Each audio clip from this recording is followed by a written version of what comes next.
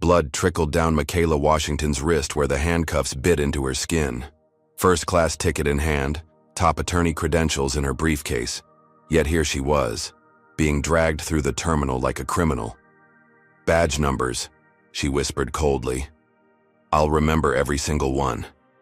Before we dive into this shocking story of injustice at 35,000 feet, where are you watching from today? Hit that like button if you've ever experienced or witnessed discrimination while traveling, and subscribe to join our community fighting for justice.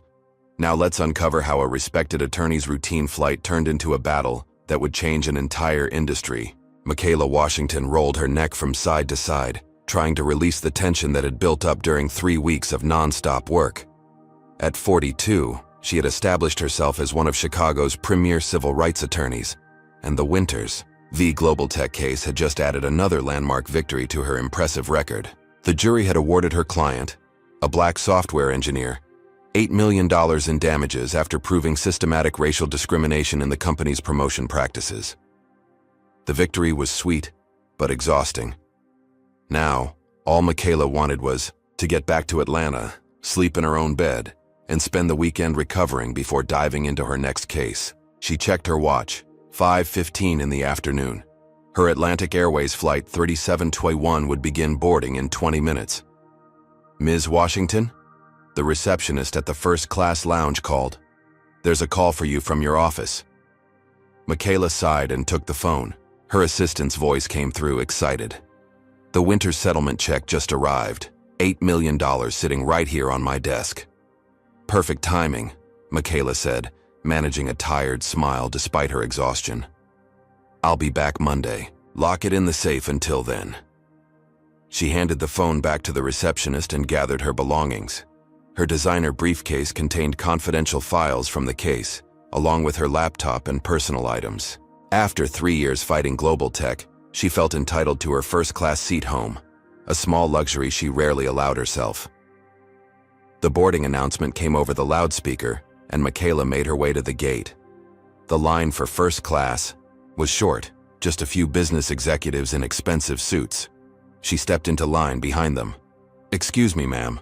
The gate agent, a young white woman with Melissa on her name tag, looked up from her computer.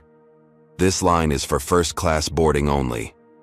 Michaela kept her expression neutral, a skill honed from years in courtrooms. "Yes, I know. I have a first-class ticket." She held up her boarding pass. Melissa's eyes widened slightly. "Oh, let me just double-check that for you." She reached for Michaela's boarding pass, something Michaela noticed she hadn't done for the 3 white men ahead of her. "It's correct," Michaela said firmly, but handed over the document anyway. Melissa scrutinized it, glanced at her computer, then reluctantly handed it back. "Yes, seat 2A. You can board now." Michaela walked down the jetway, swallowing her irritation.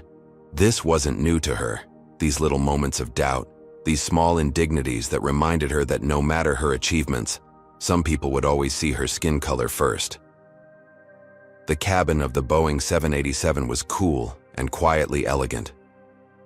Michaela found her window seat in the second row and settled in, placing her briefcase carefully under the seat in front of her. The leather seat was wide and comfortable, and for the first time that day, she felt her muscles begin to relax. Other first-class passengers filed in, mostly white men in business attire, a few white women, and an elderly Asian couple. The flight attendant, a blonde woman in her mid-30s with Bethany Keller on her name tag, greeted each passenger warmly as they boarded. "Good evening, sir. Welcome aboard. Can I get you a pre-flight beverage?" "Hello there. Seat 3C is just to your right. Would you like champagne or orange juice before takeoff?" When Bethany reached Michaela's row, her smile dimmed noticeably. She gave a curt nod and moved on without offering a drink. Michaela noticed but didn't say anything. After the day she'd had, a confrontation was the last thing she wanted. 10 minutes later, Bethany returned with a tray of drinks, distributing them to the other first-class passengers. She walked past Michaela without acknowledging her. "Excuse me," Michaela said politely. "Could I get some water, please?" Bethany glanced at her. "I'll be back with water for everyone after we finish the pre-flight service." Michaela watched as Bethany continued serving champagne and juice to the remaining passengers. When the flight attendant returned to the galley, Michaela pressed the call button. Bethany ignored it for several minutes before finally approaching with visible reluctance. "Yes," her tone was clipped. "I'd still like some water, please," Michaela said calmly. "We're about to begin boarding the main cabin. I'll bring water during our regular beverage service after takeoff." Before Michaela could respond, commotion erupted at the front of the cabin. A late arrival was boarding, a tall white man in an expensive suit, probably in his mid-50s, with silver-streaked hair and an air of entitled impatience. "Sorry I'm late," he announced to no one in particular. "Conference call ran long." Bethany immediately transformed, her frosty demeanor melting into radiant warmth. "Not a problem at all, Mr. Harrington. We're just happy you made it. Let me help you with your bag." The man, Mr. Harrington, proceeded down the aisle, stopping at Michaela's row. He checked his boarding pass, then frowned at her. "I believe you're in my seat," he said, not as a question, but as a statement of fact. Michaela looked up at him, then down at her own boarding pass. 2A? "No, this is definitely my assigned seat." Harrington's expression hardened. "I always sit in 2A. I'm a platinum executive member." "I understand, sir, but this is the seat I was assigned." Michaela held up her boarding pass as evidence. Instead of checking his own ticket, Harrington turned to Bethany, who had appeared at his side. "There seems to be a confusion about seating." Bethany didn't even glance at Michaela's boarding pass. "Let me take care of this for you, Mr. Harrington." She turned to Michaela.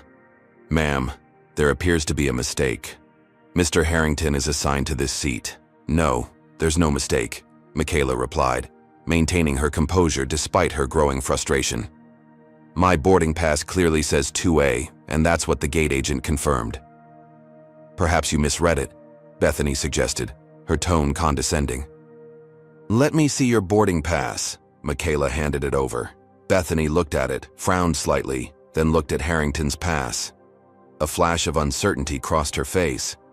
"Well," she said, "Mr. Harrington is one of our most valued customers. I'm sure we can find you another seat in first class." "That's not necessary," Michaela replied firmly. "I selected this seat specifically for the legroom, paid for it, and I'd like to keep it as assigned." Harrington's face flushed with anger. "Do you know who I am? I've flown over 2 million miles with this airline." "I don't care if you've flown to the moon and back," Michaela said, her patience wearing thin. "This is my assigned seat." Several nearby passengers had started watching the exchange. An older white woman across the aisle muttered something about being difficult. A young man 2 rows back had taken out his phone and appeared to be recording. Bethany leaned in close to Michaela and lowered her voice. "Ma'am, I need you to cooperate. You're delaying our departure." "I am cooperating. I'm sitting in my assigned seat with my valid ticket," Michaela replied, loud enough for others to hear.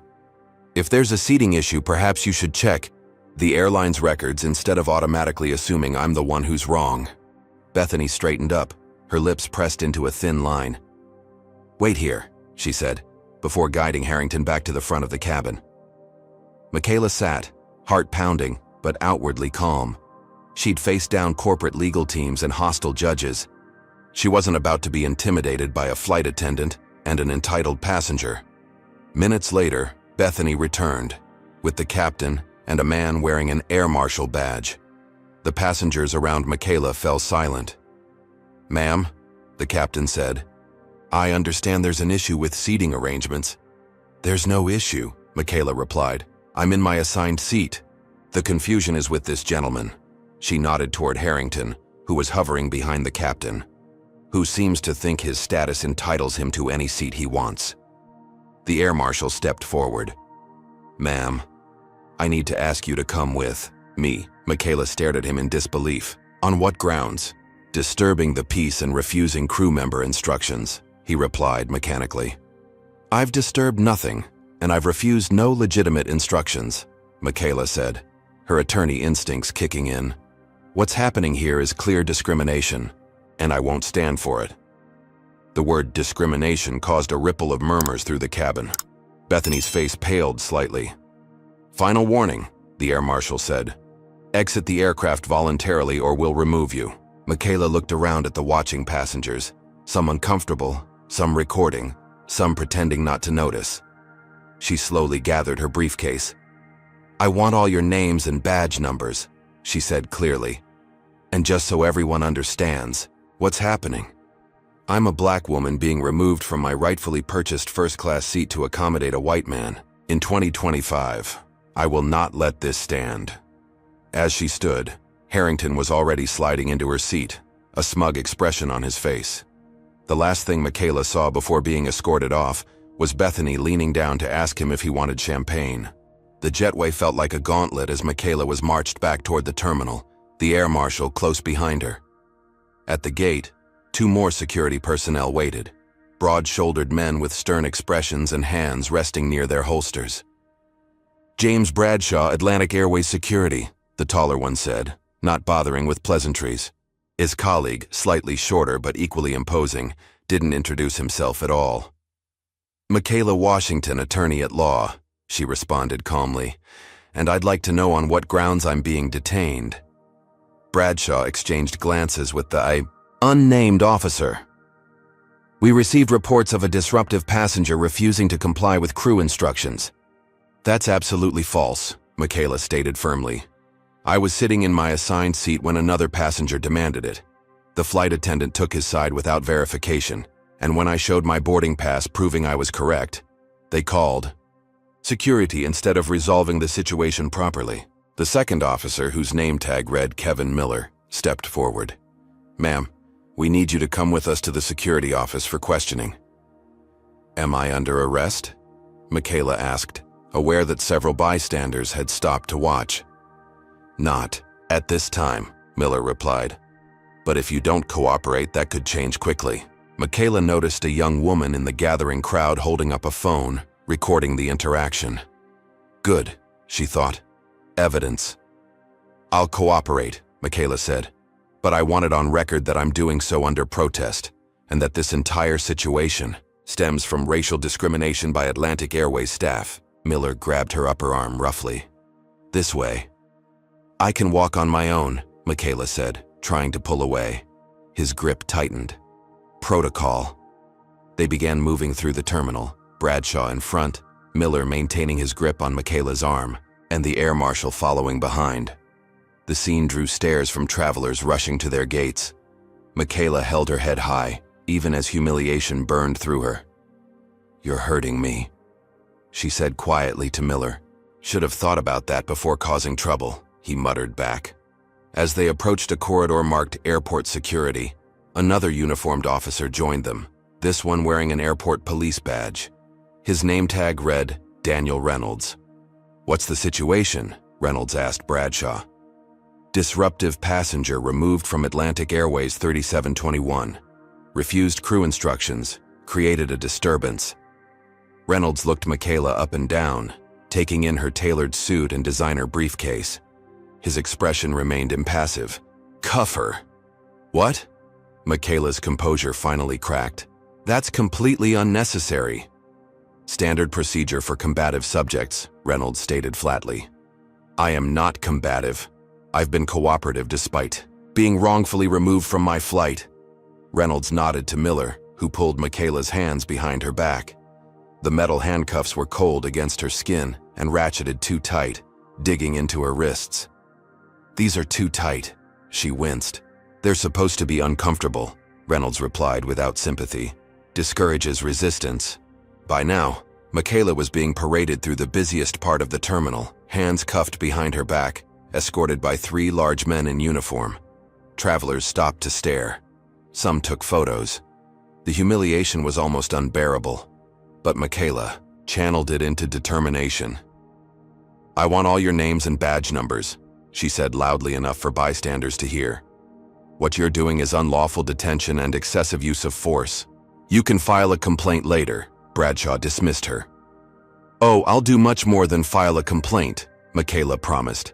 I'm a civil rights attorney, and what's happening right now is textbook discrimination and abuse of power. That caught Reynolds' attention. He exchanged glances with the others, But they continued walking, guiding Michaela through a door marked "Authorized Personnel Only" and into a sterile hallway lined with numbered doors. They led her to a small room containing only a metal table bolted to the floor and 3 chairs. The walls were bare except for a security camera in the corner. They directed her to sit, but didn't remove the handcuffs. "The cuffs need to come off," Michaela insisted. "They're cutting into my skin." "When we've determined you're not a security threat," Reynolds replied. "A security threat? I'm a 5'4" attorney with a valid ticket who was removed from a flight because a white man wanted my seat. This is absurd." The door opened, and a woman in an Atlantic Airways uniform entered. Her name tag identified her as Sandra Coleman, Customer Relations Manager. Her practiced smile didn't reach her eyes. "Ms. Washington, I apologize for this unfortunate situation. There seems to have been a misunderstanding." "No," Michaela interrupted. "There was no misunderstanding. There was blatant discrimination by your flight attendant, who took the word of a white man over mine despite clear evidence that I was in my correct seat." Coleman's smile faltered. "These are serious allegations, Ms. Washington. I assure you that Atlantic Airways does not discriminate." "Save the corporate script," Michaela cut in. "I want these handcuffs removed immediately, and I want the names and badge numbers of everyone involved in this incident." Coleman looked uncomfortable, then nodded to Reynolds. "Please remove the restraints." Reynolds hesitated, then complied, reluctantly. When the cuffs came off, Michaela rubbed her wrists, noting the red marks where the metal had dug into her skin. Small droplets of blood had formed where the skin had broken. "I'll need medical attention for these injuries," Michaela stated, "and I want it documented." Coleman's professional facade cracked slightly. "Ms. Washington, I'm sure we can resolve this without escalating further. Atlantic Airways would like to offer you a travel voucher for the inconvenience." Michaela laughed without humor. "A travel voucher? I was publicly humiliated, physically injured, and subjected to discriminatory treatment. A voucher isn't going to cut it." She reached for her briefcase, causing Reynolds to tense up. Slowly, deliberately, she removed her phone. "I'm calling my law partner," she explained, "and then I'll be contacting the media. This isn't going away with a voucher and an insincere apology." "That won't be necessary," Coleman insisted. "We can work this out." "Officer Reynolds," Michaela said, ignoring Coleman. "Your badge number, please." Reynolds crossed his arms. "You can get that information through official channels." "Officer Miller? Officer Bradshaw?" She looked at each of them in turn. Both remained silent. "Fine," Michaela said, making a show of typing into her phone. "Security camera footage will identify you all anyway. And I've noticed at least 3 passengers were recording when you removed me from the plane." She dialed her law partner's number. After 2 rings, he picked up. "Jackson, it's Michaela. I need your help." She quickly summarized what had happened. "Yes, I'm still being detained. No, they haven't charged me with anything. I need you to contact our media connections and have someone meet me at Chicago O'Hare, Terminal 3 security office. Yes, I'm documenting everything." She ended the call and looked up at the increasingly uncomfortable airline representative and security officers. "Ms. Washington," Coleman tried again, "I'm authorized to offer you a full refund of your ticket, price plus a $5,000 travel credit, if we can resolve this matter privately." "Ms. Coleman," Michaela replied, her voice steel, "what happened today wasn't a customer service issue. It was civil rights violation. You can tell Atlantic Airways to expect formal legal action. I will not be silenced or bought off." The door opened again, and a man in a suit entered. "I'm Robert Turner, Atlantic Airways legal counsel. Ms. Washington, I understand there's been an incident." "An incident?" Michaela repeated incredulously. "Is that what you call racially motivated discrimination, followed by unlawful detention and excessive force?" Turner maintained a neutral expression. "These are serious allegations that would require substantial evidence." "Which I have," Michaela cut in. "Multiple witnesses, video recordings, and physical injuries." She held up her wrists, showing the marks and dried blood. "Not to mention The airline's own records that will prove I was in my assigned seat when your staff had me forcibly removed to accommodate a white passenger. Turner's professional demeanor slipped for just a moment. I suggest we discuss this privately. No, Michaela stated firmly. I've been detained publicly, handcuffed publicly, and humiliated publicly. I won't now be coerced privately. She stood up. Am I free to go? Or am I under arrest? The security officers looked to Turner, who nodded reluctantly. You're free to go, Ms. Washington. Good, Michaela said, gathering her belongings. And just so we're clear, this isn't over, not by a long shot. As she walked toward the door, she turned back one last time. Badge numbers. I'll remember every single one. The taxi ride from O'Hare to downtown Chicago felt surreal. Michaela stared out the window at the city lights blurring through a light evening rain, her mind replaying the events on the plane in vivid detail. Her wrists throbbed where the handcuffs had cut into them. The emergency room doctor had cleaned and bandaged the abrasions, documenting them as consistent with overly tight restraints, providing Michaela with medical evidence for what she knew would become a legal battle. Her phone hadn't stopped buzzing with notifications since she'd been released from the security office. Jackson had mobilized their law firm's crisis team. 3 news outlets had already reached out for interviews. Social media was beginning to pick up fragments of the story, with shaky cell phone videos showing portions of her removal from the aircraft. The taxi pulled up to her hotel, not the one she'd originally booked for a single night before her flight, but a higher-end establishment arranged by Jackson for an extended stay. Atlantic Airways' actions had cost her more than dignity. They'd disrupted her entire schedule. Ms. Washington? The hotel manager greeted her personally in the lobby. Mr. Williams called ahead. We've prepared the executive suite for you and arranged for the hotel doctor to be available if needed. Thank you, Michaela replied. The professional courtesy, a stark contrast to her treatment hours earlier. In her suite, Michaela finally allowed herself a moment of vulnerability. She sank onto the edge of the bed, hands trembling slightly as the adrenaline that had sustained her began to ebb. Tears threatened, but she blinked them back. This wasn't the time for tears. This was the time for action. Her phone rang. Jackson again. I've got something you need to see, he said without preamble. Checking your email now. Michaela opened her laptop and found Jackson's message. Attached were 3 video files from different passengers on the flight. She clicked on the first. 1. The footage was shaky but clear enough. It showed her calmly explaining to Bethany that she was in her assigned seat. It captured Harrington's entitled demand and Bethany's immediate deference to him without checking his ticket. Most damning was the moment when Bethany finally looked at both boarding passes and realized Michaela was right. The brief flash of recognition on her face before she doubled down and called for security anyway. This is gold, Michaela murmured. Keep watching, Jackson instructed. The 3rd video is the one that's going to blow this wide open. The 3rd video had been taken from several rows back.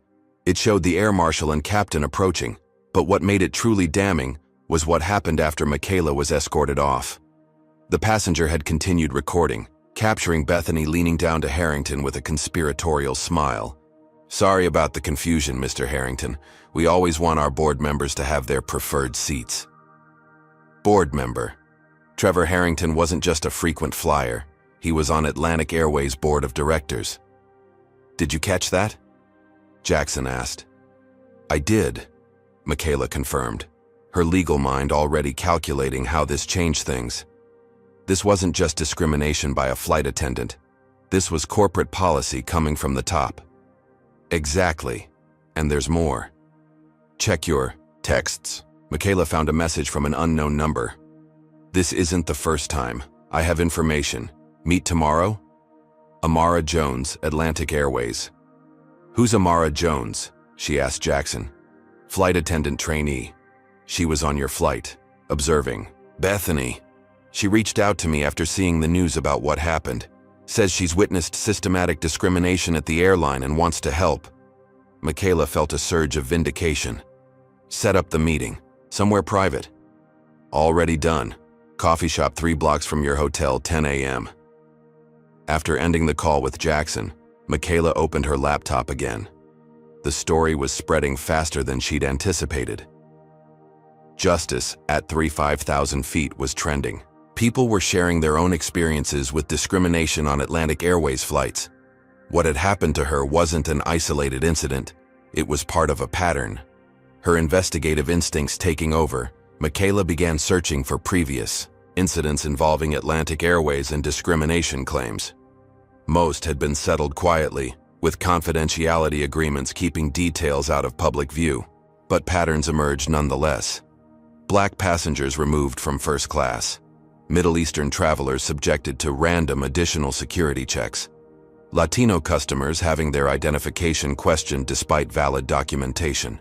Do you recognize these injustices? Have you or someone you know experienced discrimination while traveling? Comment number 1 if you believe companies should be held accountable for racial bias, and number 2 if you think Michaela should pursue this case all the way to court. Don't forget to like and subscribe to follow this journey for justice. Now, as dawn breaks on a new day, will Michaela find an unexpected ally within the very company that wronged her? By morning, Michaela had compiled a preliminary case file. Atlantic Airways had a history of discrimination complaints dating back years, but had successfully kept them from becoming major public relations issues through quick, quiet settlements and aggressive legal tactics. At precisely 10 a.m., Michaela entered the coffee shop Jackson had arranged for the meeting with Amara Jones. She spotted a young black woman in the corner, nervously checking her phone. She couldn't have been more than 28, dressed in civilian clothes but with the perfect posture of someone trained in customer service. "Ms. Jones?" Michaela approached the table. "I'm Michaela Washington." Amara stood quickly, extending her hand. "Thank you for meeting me. I've been following what happened to you and I couldn't stay silent anymore." They ordered coffee, and once the server left, Amara leaned forward, speaking quietly. "I've been with Atlantic Airways for 11 months as a trainee. That day on your flight, I was shadowing Bethany Keller. She's been with the airline for 12 years and is considered one of their exemplary flight attendants." Amara's expression suggested she disagreed with that assessment. "What can you tell me about what happened?" Michaela asked. "Everything you experienced is part of Atlantic's unofficial executive courtesy policy. They train us to give special treatment to certain passengers, board members, major shareholders, politicians, celebrities. There's an actual list in the employee handbook. Trevor Harrington is number 8 on that list. And this special treatment includes displacing other passengers from their assigned seats." Amara nodded. "If necessary. Usually it's done before boarding, but sometimes..." She trailed off. "Sometimes they have to remove people who are already seated," Michaela finished. "Yes, but there's more." Amara pulled out her phone. "I've been documenting incidents for months. Bethany is particularly bad, but she's not the only one. There's a culture of discrimination that comes from the top down." She showed Michaela a series of notes detailing specific incidents. A black family upgraded from first class to economy to make room for white executives. Middle Eastern passengers subjected to extra security checks that mysteriously only affected them. Latino passengers having their boarding passes checked multiple times while white passengers walked by unquestioned. "How widespread is this?" Michaela asked. "It's systemic," Amara confirmed. "Not every employee participates, but those who object don't last long. I've been written up twice already for failure to uphold company standards after questioning these practices." "Why are you coming forward? You're risking your job." Amara's expression hardened. "Because what happened to you was wrong. Because I've seen it happen too many times. Because if someone doesn't stand up, nothing will change." Michaela studied the young woman, impressed by her courage. "This information is incredibly valuable, but using it will expose you." "I know. I've thought about it. I'm prepared to testify if needed." After finishing their meeting, Michaela returned to her hotel with a clearer picture of what she was up against. This wasn't just about one incident or one flight attendant. It was about a corporate culture that enabled and encouraged discrimination. Her phone rang, An unknown number with Atlantic Airways area code, she answered cautiously.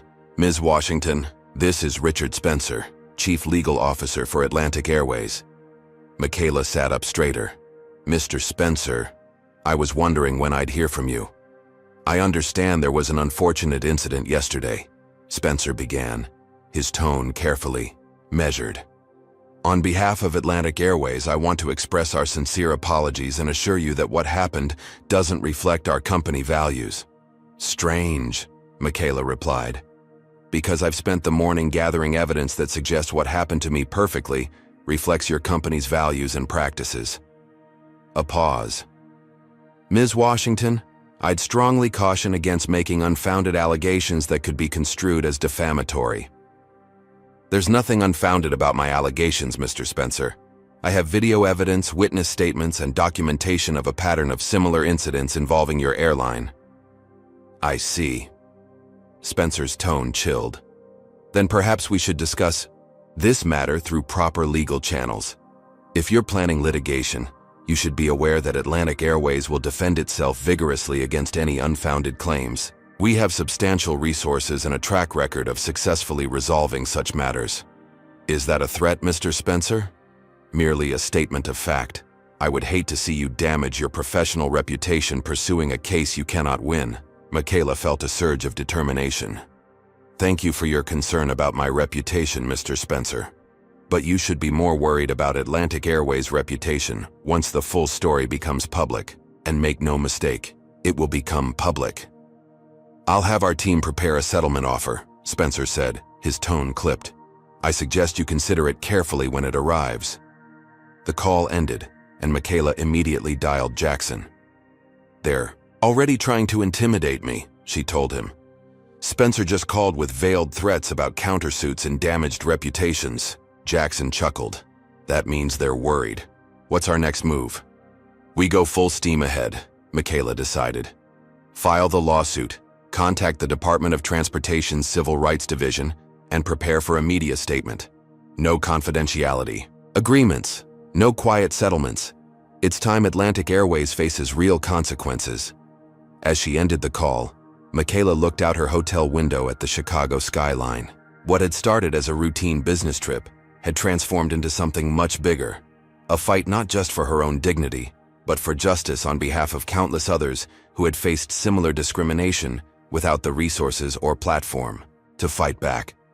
Spencer's threat only strengthened her resolve. Atlantic Airways had picked the wrong person to discriminate against. They were about to learn that some battles weren't worth the cost of fighting, especially against an opponent who knew the law as well as she did. The conference room at Williams & Washington law firm buzzed with activity. Associates huddled around laptops, paralegals sorted through document boxes, and in the center of it all, Michaela and Jackson strategized their approach against Atlantic Airways. We've identified 37 previous discrimination complaints against the airline in the past 5 years, announced Tara Chen, their head researcher. 22 were settled with confidentiality agreements, 9 were dismissed on technical grounds before discovery, and 6 are still pending. Any patterns in how they handle these cases? Michaela asked, reviewing the summary document. Definitely, Tara confirmed. They move aggressively for dismissal, and if that fails, they offer settlements with strict NDAs. They've never allowed a discrimination case to reach trial. Jackson nodded thoughtfully. They're protecting something bigger than individual incidents. Exactly, Michaela agreed. Based on what Amara told me, there's a systemic issue that could expose them to massive liability if fully revealed. The door opened and Leo Martinez, their media relations specialist, entered looking concerned. You need to see this. He turned on the conference room television, switching to a major news network.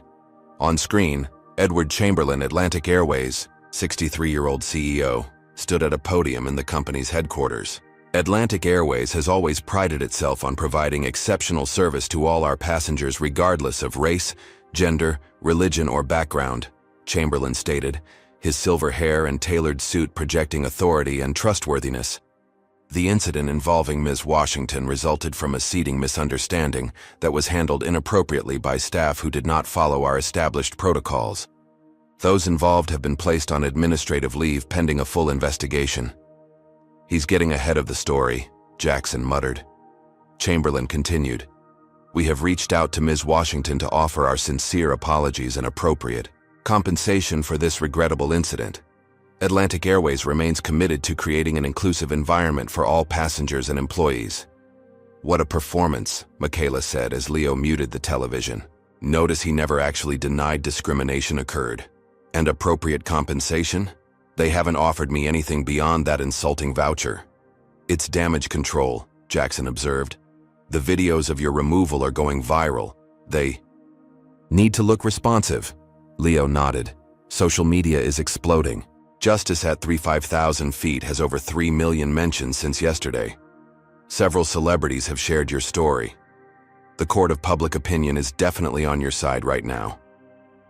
Good, Michaela said. But public sentiment can shift quickly. We need to keep the pressure on while gathering more evidence. She turned to Jackson. What about our filing status? Complaint is ready, he confirmed. Civil rights violations, false imprisonment, assault and battery, intentional infliction of emotional distress. We can file today. Do it, Michaela decided. And schedule a press conference for tomorrow morning. Let's make sure everyone knows this isn't going away with a corporate non-apology. As the team dispersed to execute their tasks, Michaela's phone buzzed with a text from an unknown number. Be careful, they're coming after you. Amara. Michaela immediately called back, but the call went straight to voicemail. She tried, again with the same result. Minutes later, her phone rang. Jackson calling from his office down the hall.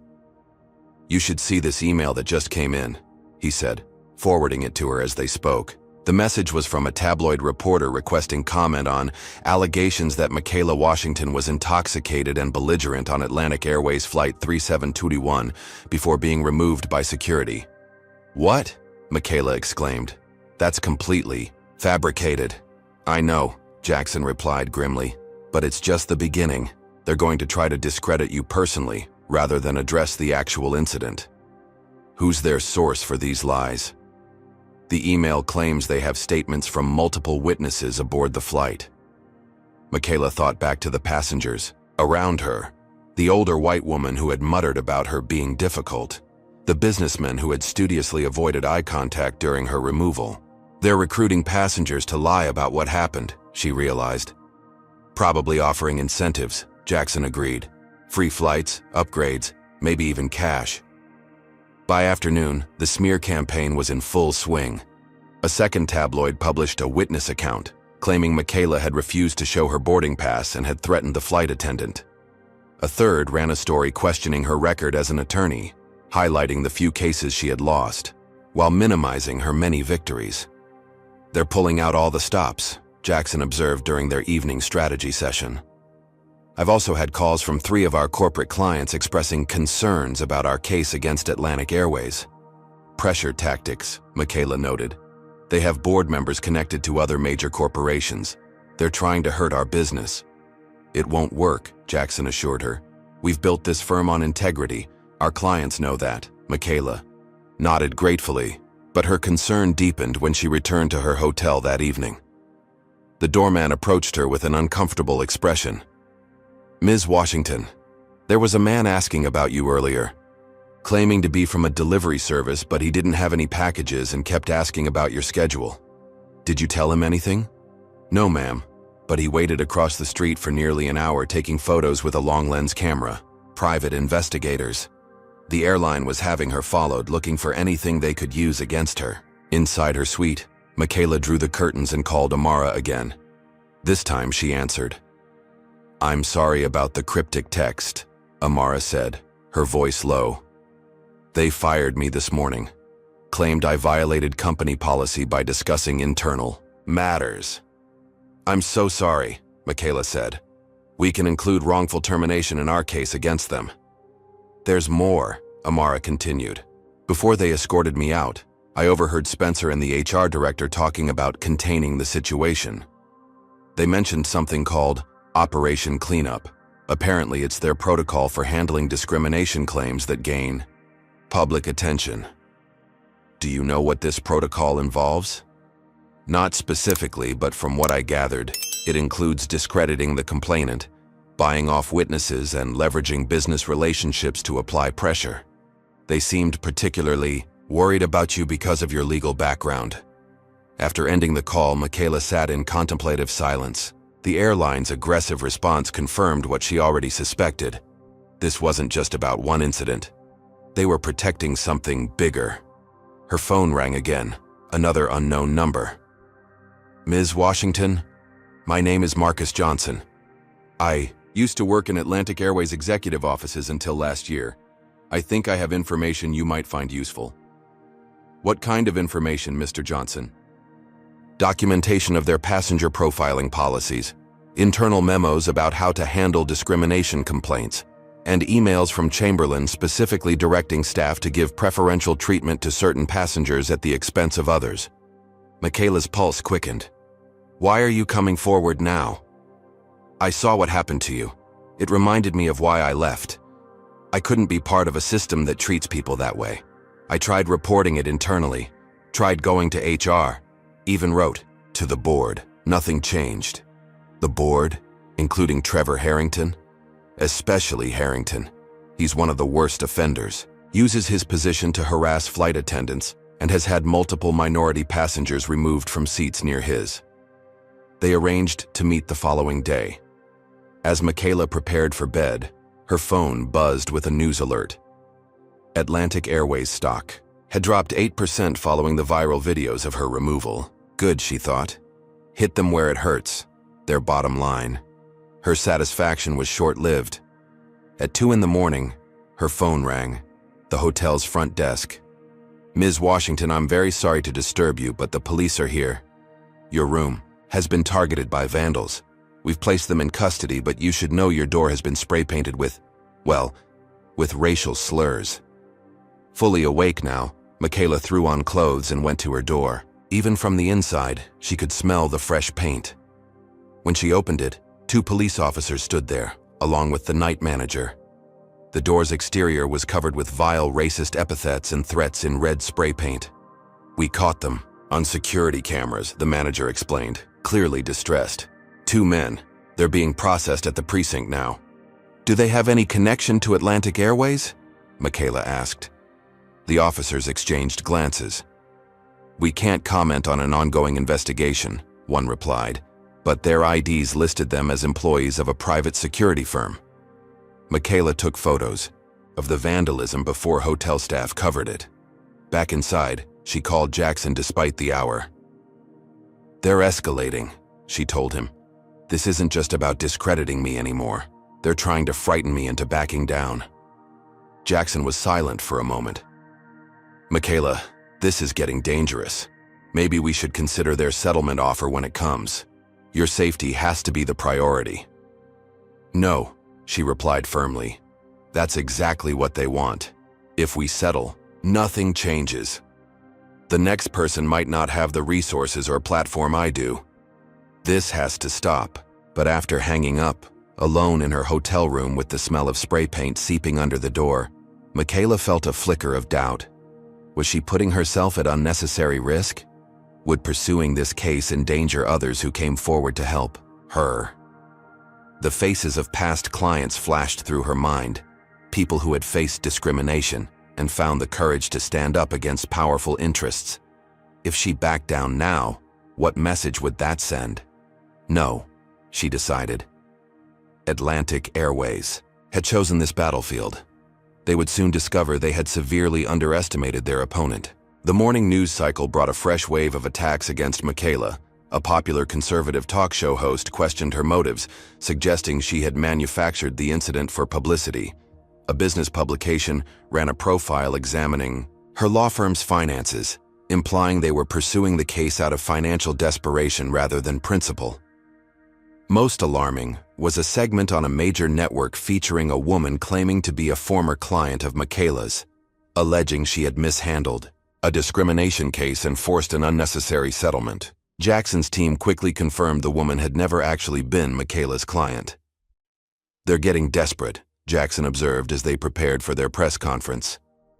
Fabricating witnesses, inventing clients. These are dangerous tactics. that could backfire spectacularly. Only if we can prove they're behind it, Michaela pointed out. Right now, it all looks like independent reporting, even though we know it's orchestrated. The press conference was held in their law firm's largest conference room, packed with reporters from across the country. Michaela stood at the podium, her bandaged wrists visible as a physical reminder of her treatment. 3 days ago, I boarded Atlantic Airways Flight 3721 with a valid first-class ticket, she began.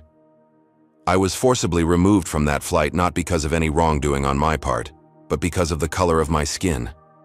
What followed was a systematic attempt to intimidate, discredit, and silence me. She detailed the events on the plane, the excessive force used during her removal, and the airline's subsequent smear campaign. She revealed Amara's firing and the vandalism at her hotel, carefully connecting these events without explicitly accusing Atlantic Airways of orchestrating them. This case is no longer just about one incident, she concluded. It's about a pattern of discrimination that has gone unchecked for too long. Atlantic Airways had the opportunity to acknowledge their wrongdoing and implement real changes. Instead, they chose to attack the victim and silence whistleblowers. Today, we are filing a class action lawsuit on behalf of all passengers who have experienced similar discrimination. The announcement of a class action sent reporters into a frenzy of questions. Atlantic Airways stock, already down, plummeted another 12% before trading was temporarily halted. Back in the privacy of Jackson's office, they monitored the media coverage. The class action was a masterstroke, Jackson admitted. They were prepared for an individual lawsuit, but this changes the game entirely and makes it harder for them to personalize their attacks, Michaela added. They can try to discredit me, but they can't discredit hundreds of victims with similar stories. Their momentary triumph was interrupted by a call from the law firm's security team. Ms. Washington, we've identified 2 men conducting surveillance on the building. They appear to be taking photos of everyone entering and leaving. More intimidation tactics, Michaela sighed. Make sure all staff are aware, but tell them to continue normally. We won't be frightened into hiding. By mid-afternoon, Atlantic Airways had issued a formal response to the lawsuit. Richard Spencer, their chief legal officer, delivered a statement that managed to sound reasonable while implicitly questioning Michaela's integrity. Atlantic Airways takes all allegations of discrimination seriously, Spencer stated. However, we categorically deny any systematic issues within our company. Ms. Washington's decision to escalate an isolated incident into a class action lawsuit appears designed to maximize publicity rather than address genuine concerns. We look forward to presenting the facts in court. Notice the wording, Michaela pointed out to Jackson. Isolated incident. They're still trying to frame this as a one-off situation rather than acknowledging the pattern. Their strategy session was interrupted when Jackson's assistant entered with an urgent message. Marcus Johnson just called. He says he can't make your meeting. Someone broke into his apartment last night and stole his computer and files. That's not a coincidence, Michaela said grimly. They're eliminating evidence and intimidating witnesses. It gets worse, the assistant continued. He says he was followed to work this morning, and his current employer received an anonymous tip claiming he stole confidential documents from Atlantic Airways when he left. Michaela's jaw tightened. They're trying to destroy his credibility before he can testify. Get him in here today if possible. We need to secure his statement before they can silence him completely. The attacks continued throughout the day. 3 more corporate clients called to withdraw their business from the firm. A popular blog published leaked emails allegedly from Michaela discussing how to target airlines for lawsuits, emails she had never written. By evening, Michaela lied was trending on social media, promoted by accounts that investigation revealed were largely bots and newly created profiles. Exhausted, Michaela returned to her new hotel. She'd changed locations after the vandalism incident only to find a manila envelope had been slipped under her door. Inside was a printout of her daughter's college schedule, with her classroom building circled in red ink. There was no note, no threat, just the unmistakable message. We know where your family is. Her hands shaking, Michaela called her daughter immediately. Maya, are you okay? Mom? Yeah, I'm fine. What's wrong? I need you to go stay with your dad for a few days. Don't ask questions right now. Just pack a bag and call him to pick you up. "Mom, you're scaring me." "I'm sorry, sweetheart. It's just a precaution. I'll explain everything soon." After ensuring her daughter would be safe, Michaela called Jackson. "They're targeting my family now," she said, her voice tight with anger and fear. "This has gone too far." Jackson was silent for a moment. "Michaela, I think we need to consider our options here. The case is important, but not at the expense of your safety or your family's." "What are you suggesting? That we drop it? Accept whatever settlement they offer?" "Not necessarily. But maybe we negotiate from a position that prioritizes systemic changes over financial penalties. Focus on policy reforms, mandatory training, oversight mechanisms. And let them off the hook financially after everything they've done?" "Sometimes, the lasting victory isn't about money," Jackson said gently. "It's about creating real change." Michaela stared at the printout of her daughter's schedule, the red circles like targets. Maybe Jackson was right. Maybe pursuing this case to its fullest extent wasn't worth the potential cost. Her phone rang again, an unknown number. "Hello? Ms. Washington? This is Marcus Johnson. I'm at your law office. Your partner said to call you directly." "Mr. Johnson, I heard about what happened. Are you all right?" "I'm fine, but they got most of my documentation. Fortunately, I kept backups in a safety deposit box. I have copies of everything, including emails that directly implicate Chamberlain and Harrington in discriminatory practices." Michaela's resolve strengthened. "I'll be right there." At the office, Marcus Johnson presented his evidence, internal memos outlining Atlantic Airways' preferred passenger accommodation policy that specifically instructed staff to prioritize certain passengers, predominantly white, predominantly male, over others. Emails from Chamberlain dismissing discrimination complaints as oversensitivity, training materials that included racial and ethnic profiling disguised as customer service optimization. Most damning was an email thread between Harrington and Chamberlain discussing the PR risks of their policies while acknowledging their effectiveness at maintaining the right passenger environment in premium cabins. "This is explosive," Jackson said, reviewing the documents. "With this evidence, we could win not just damages but potentially force a complete overhaul of their corporate leadership. That's why they're fighting so hard," Marcus explained. "It's not just about this one case. If these practices become public knowledge, the entire executive team could face removal by shareholders, not to mention potential criminal charges for civil rights violations." As they were talking, Jackson's assistant burst in. "You need to see this. It's all over the news."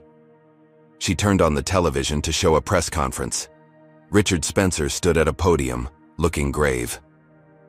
"Atlantic Airways has uncovered disturbing evidence that Ms. Washington's allegations are part of a coordinated attempt to damage our company's reputation for financial gain. We have obtained recordings of Ms. Washington discussing how to manufacture discrimination claims against airlines." The screen showed an audio waveform as a voice similar to Michaela's said, "These airlines are easy targets. Get on a flight, create a scene, claim discrimination, and they'll settle every time rather than risk the publicity." "That's not me," Michaela exclaimed. "That's completely fabricated." "We believe it's AI generated," Jackson said, listening carefully. "The cadence isn't quite right. We can prove it's fake with audio analysis." "But the damage is already done," Marcus pointed out. "People are hearing it right now and forming opinions." Michaela watched as her professional reputation, built over decades of dedicated work, was being systematically dismantled on national television through blatant lies. The anger she felt was unlike anything she'd experienced before.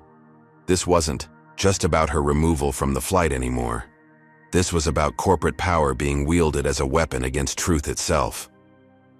"Enough," she said quietly, her resolve hardening. "They want to play dirty? Fine. But they've forgotten something important." "What's that?" Jackson asked. "I've spent my career fighting against powerful interests who thought they were untouchable. I've faced corporations with deeper pockets and better connections than Atlantic Airways, and I'm still here." She turned to Marcus. "Thank you for bringing this evidence forward despite the personal risk. It won't be in vain." To Jackson, she said, "Call everyone back in. Tonight we prepare our full offensive. Tomorrow we show Atlantic Airways why they should have just apologized and fixed their policies when they had the chance." As the team reassembled, Michaela felt a renewed sense of purpose. The airline had made a critical miscalculation. By escalating, from discrimination to intimidation to outright fabrication, they had transformed what might have been a damaging but manageable lawsuit into an existential crisis of their own making. And Michaela Washington intended to make them regret every step of that journey. The weight of Atlantic Airways' relentless attacks had taken its toll.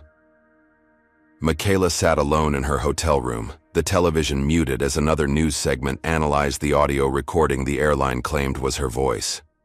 Outside, rain streaked the windows, matching her somber mood. Her phone buzzed, another threatening message from an anonymous number. She'd received dozens in the past 24 hours, each more vile than the last. The constant barrage of hatred, combined with concerns for her family's safety, had left her exhausted and questioning whether the fight was worth the cost. A knock at the door startled her. Security protocols had been established. No visitors, without prior clearance. She approached cautiously. "Who is it?" "It's your grandmother, child. Open this door before I catch my death in this hallway." Surprised, Michaela checked the peephole. Sure enough, Eloise Washington stood there, her 82-year-old frame as dignified as ever despite the travel-worn appearance. "Grandma, what are you doing here?" Michaela asked, opening the door and quickly ushering her inside. "You shouldn't be traveling alone." Eloise fixed her with a stern look. "When I see my granddaughter being dragged through the mud on national television, nothing could keep me away." She set down her small overnight bag and embraced Michaela tightly. "Now tell me what these vultures are doing to you." For the first time since the ordeal began, Michaela allowed herself to truly feel the emotional impact. In her grandmother's embrace, the professional facade crumbled and tears flowed freely. "They're too powerful, Grandma," she admitted, her voice small. "They're attacking from every angle. My reputation, my firm, even threatening Maya. Maybe I should just take whatever settlement they offer and end this." Eloise guided her to the couch and sat beside her, taking Michaela's hands in her weathered ones. "Let me tell you something about power," she said, her voice gentle but firm. "In 1963, I was arrested for sitting at a lunch counter in Montgomery. The police chief was a man named Bull Connor, a man so powerful in that city that people crossed the street rather than walk past him." Michaela had heard fragments of this story growing up, but never the full account. "They held me for 3 days," Eloise continued. "Threatened my job, my home, even my life. Told me all the ways they could make me and my family disappear if I didn't sign a statement saying I'd been treated fairly." Her eyes, still sharp despite her age, fixed on Michaela's. "You know what I did?" "What?" "I looked that police chief in the eye and told him I'd see him in court. He laughed at me, said no judge in Alabama would rule against him." A smile spread across Eloise's face. 6 months later, that same police chief was removed from office, and I was part of the reason why. How? Because power that depends on fear and intimidation is always more fragile than it appears. Once people stop being afraid, that power evaporates. She squeezed Michaela's hands. "These airline people, they're pulling out all these tactics because they're terrified of you. Not just of your lawsuit, but of what you represent. Accountability." Michaela absorbed her grandmother's words, feeling strength returning to her spirit. "I never knew the full story." "There are many stories I haven't told you," Eloise replied. "Many battles fought by people who were told they couldn't win. The question isn't whether you can defeat Atlantic Airways. The question is whether you're willing to stand firm long enough for them to defeat themselves." As if on cue, Michaela's phone rang, Jackson calling. "Turn on channel 6, he said without preamble. "Something big is happening." Michaela unmuted the television and changed the channel. A news anchor was speaking urgently. "Breaking news in the Atlantic Airways discrimination case. An anonymous source has just released what appear to be internal emails and documents from the airline, showing what the source describes as systematic racial profiling of passengers. We're still verifying these documents, but if authentic, they could dramatically change the trajectory of the lawsuit filed by attorney Michaela Washington. What's happening? Michaela asked Jackson.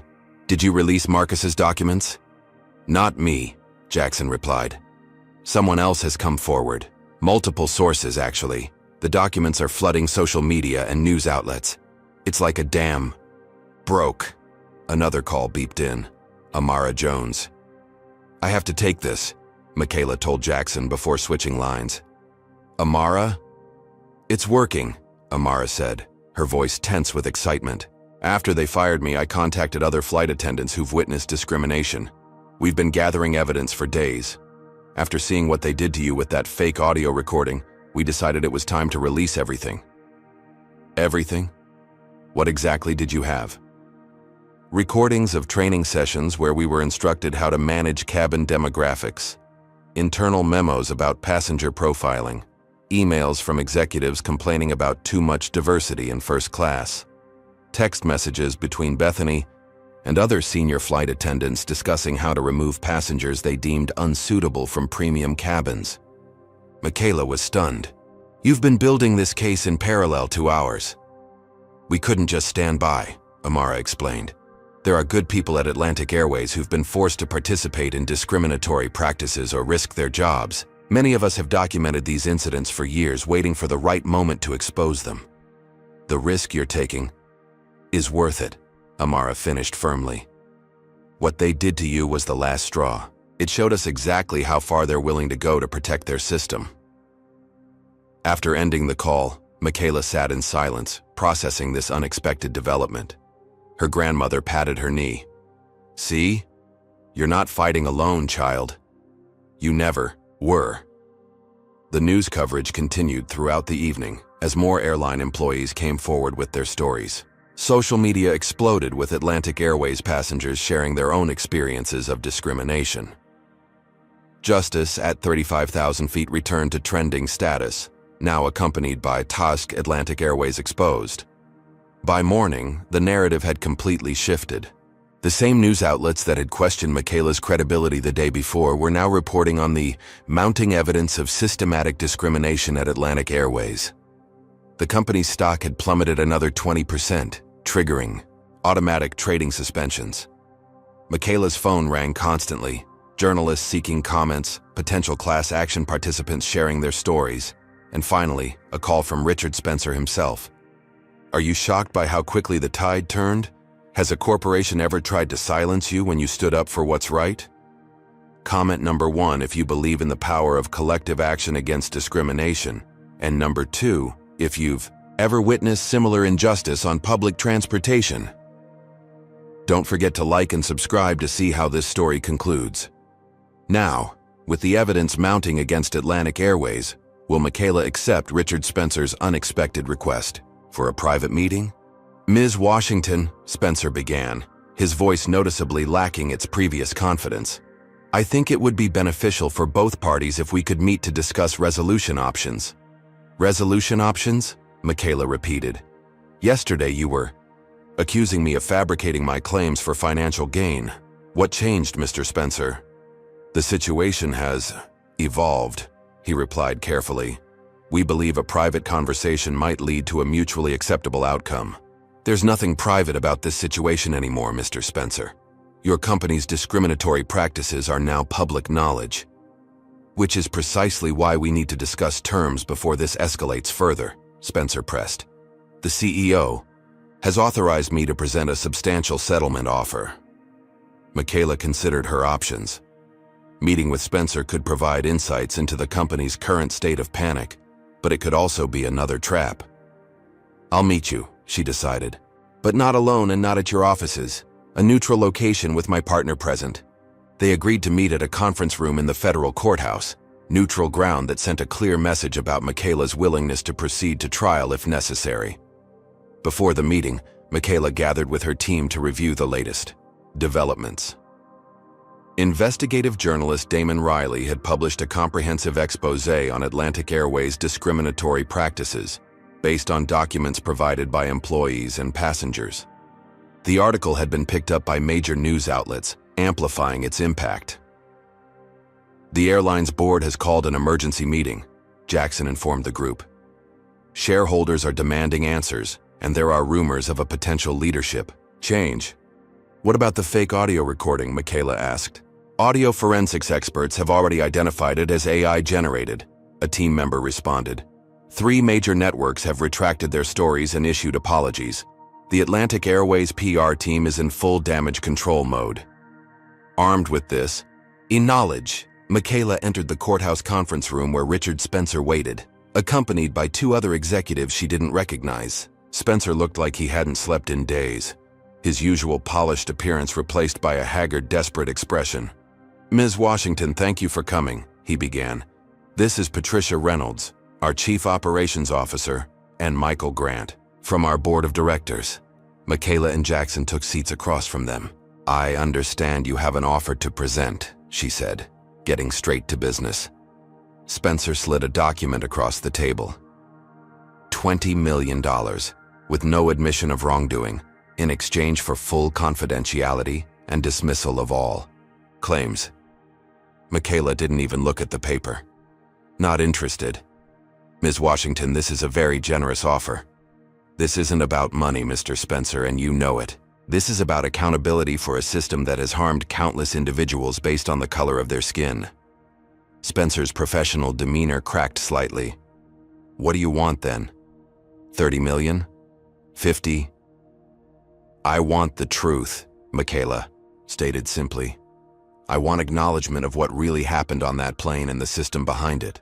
I want structural changes that ensure it never happens again. Spencer exchanged glances with his colleagues before leaning forward. Off the record, there are certain realities you should be aware of before you dismiss our offer. I'm listening. What happened to you wasn't random, Spencer admitted. CEO Chamberlain personally recognized you as the attorney who won the discrimination case against Global Tech last month. The CEO of Global Tech is Chamberlain's golf buddy and sits on an industry board with him. Michaela's eyes widened slightly. Are you saying I was specifically targeted? Chamberlain called the gate directly when he saw your name on the first-class manifest.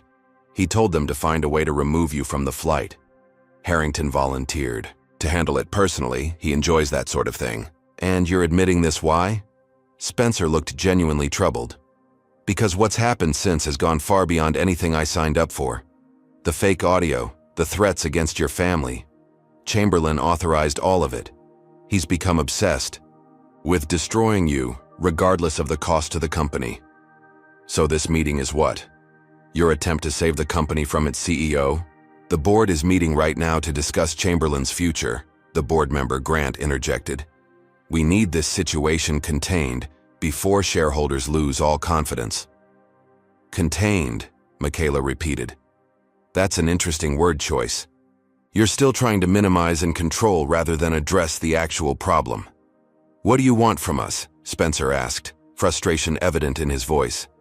Full disclosure of all discriminatory practices, a complete overhaul of your policies, training, and corporate culture, a public acknowledgement of wrongdoing, compensation, not just for me, but for every passenger who has experienced discrimination, and the removal of everyone involved in creating and enforcing these policies, starting with Chamberlain and Harrington. The executives exchanged glances again.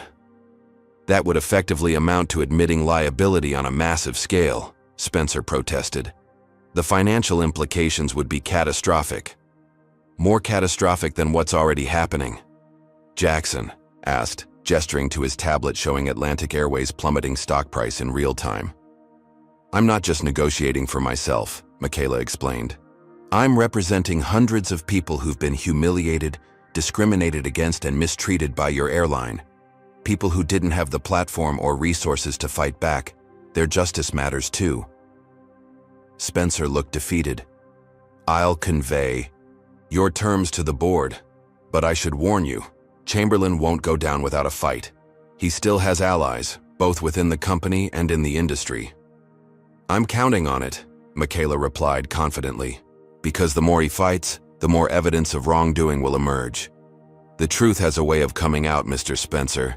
It's just a question of how much damage your company sustains in the process."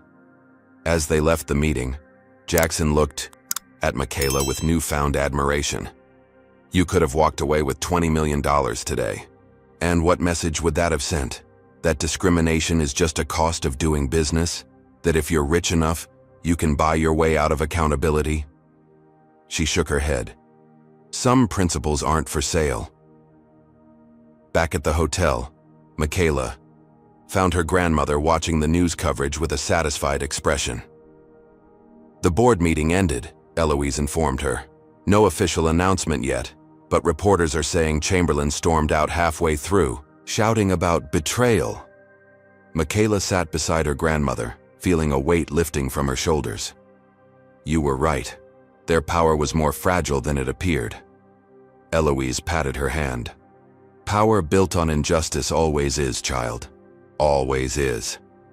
That evening, Atlantic Airways issued a statement announcing that Edward Chamberlain had taken a leave of absence to address personal matters. It wasn't an outright removal, but it was a clear signal that the board was distancing itself from its CEO. More significantly, the statement included a paragraph acknowledging serious concerns about passenger treatment policies and promising a thorough review of all practices to ensure alignment with our commitment to equality and respect for all customers. It wasn't the full accountability Michaela had demanded, but it was a start, a crack in the corporate armor that could be widened into real change. As she prepared for bed that night, Michaela reflected on how quickly events had turned. Just 24 hours earlier, she had been ready to concede defeat, overwhelmed by the airline's aggressive tactics. Now the pathway to justice had been reopened by the courage of people like Amara and Marcus, people who had risked their livelihoods to stand up for what was right. Her grandmother's words echoed in her mind, "You're not fighting alone." And, indeed, she wasn't. The battle against Atlantic Airways had transformed from one woman's lawsuit into a movement for accountability that spanned the entire company and beyond. Tomorrow would bring new challenges. Chamberlain and his allies wouldn't surrender easily. But for the first time since being dragged off that plane, Michaela felt absolute certainty that justice would prevail. The federal courthouse buzzed with anticipation. Journalists crowded the corridors, camera crews set up outside the entrance, and inside courtroom 4B, every seat was filled. Judge Caroline Foster, a stern 74-year-old with a reputation for no-nonsense proceedings, surveyed the packed room with disapproval. "This is a court of law, not a circus," she announced. "Anyone disrupting these proceedings will be removed immediately. Is that understood?" A murmur of assent rippled through the audience. At the plaintiff's table, Michaela and Jackson reviewed their notes one final time. Across the aisle, Atlantic Airways' legal team had grown to 7 attorneys, led by Richard Spencer. Conspicuously absent were any executives from the company, a strategic decision to distance leadership from the proceedings. "All rise," the bailiff called as Judge Foster officially opened the hearing on Atlantic Airways' motion to dismiss. Spencer approached the podium first. "Your Honor, this case should be dismissed on multiple grounds. The plaintiff's allegations of systematic discrimination are speculative at best, and the inclusion of hundreds of unverified claims in the class action filing constitutes an improper fishing expedition designed to damage my client's reputation rather than seek legitimate legal remedy." Judge Foster peered over her reading glasses. "Mr. Spencer, are you suggesting that the internal documents and employee testimonies now in the public domain are all fabricated?"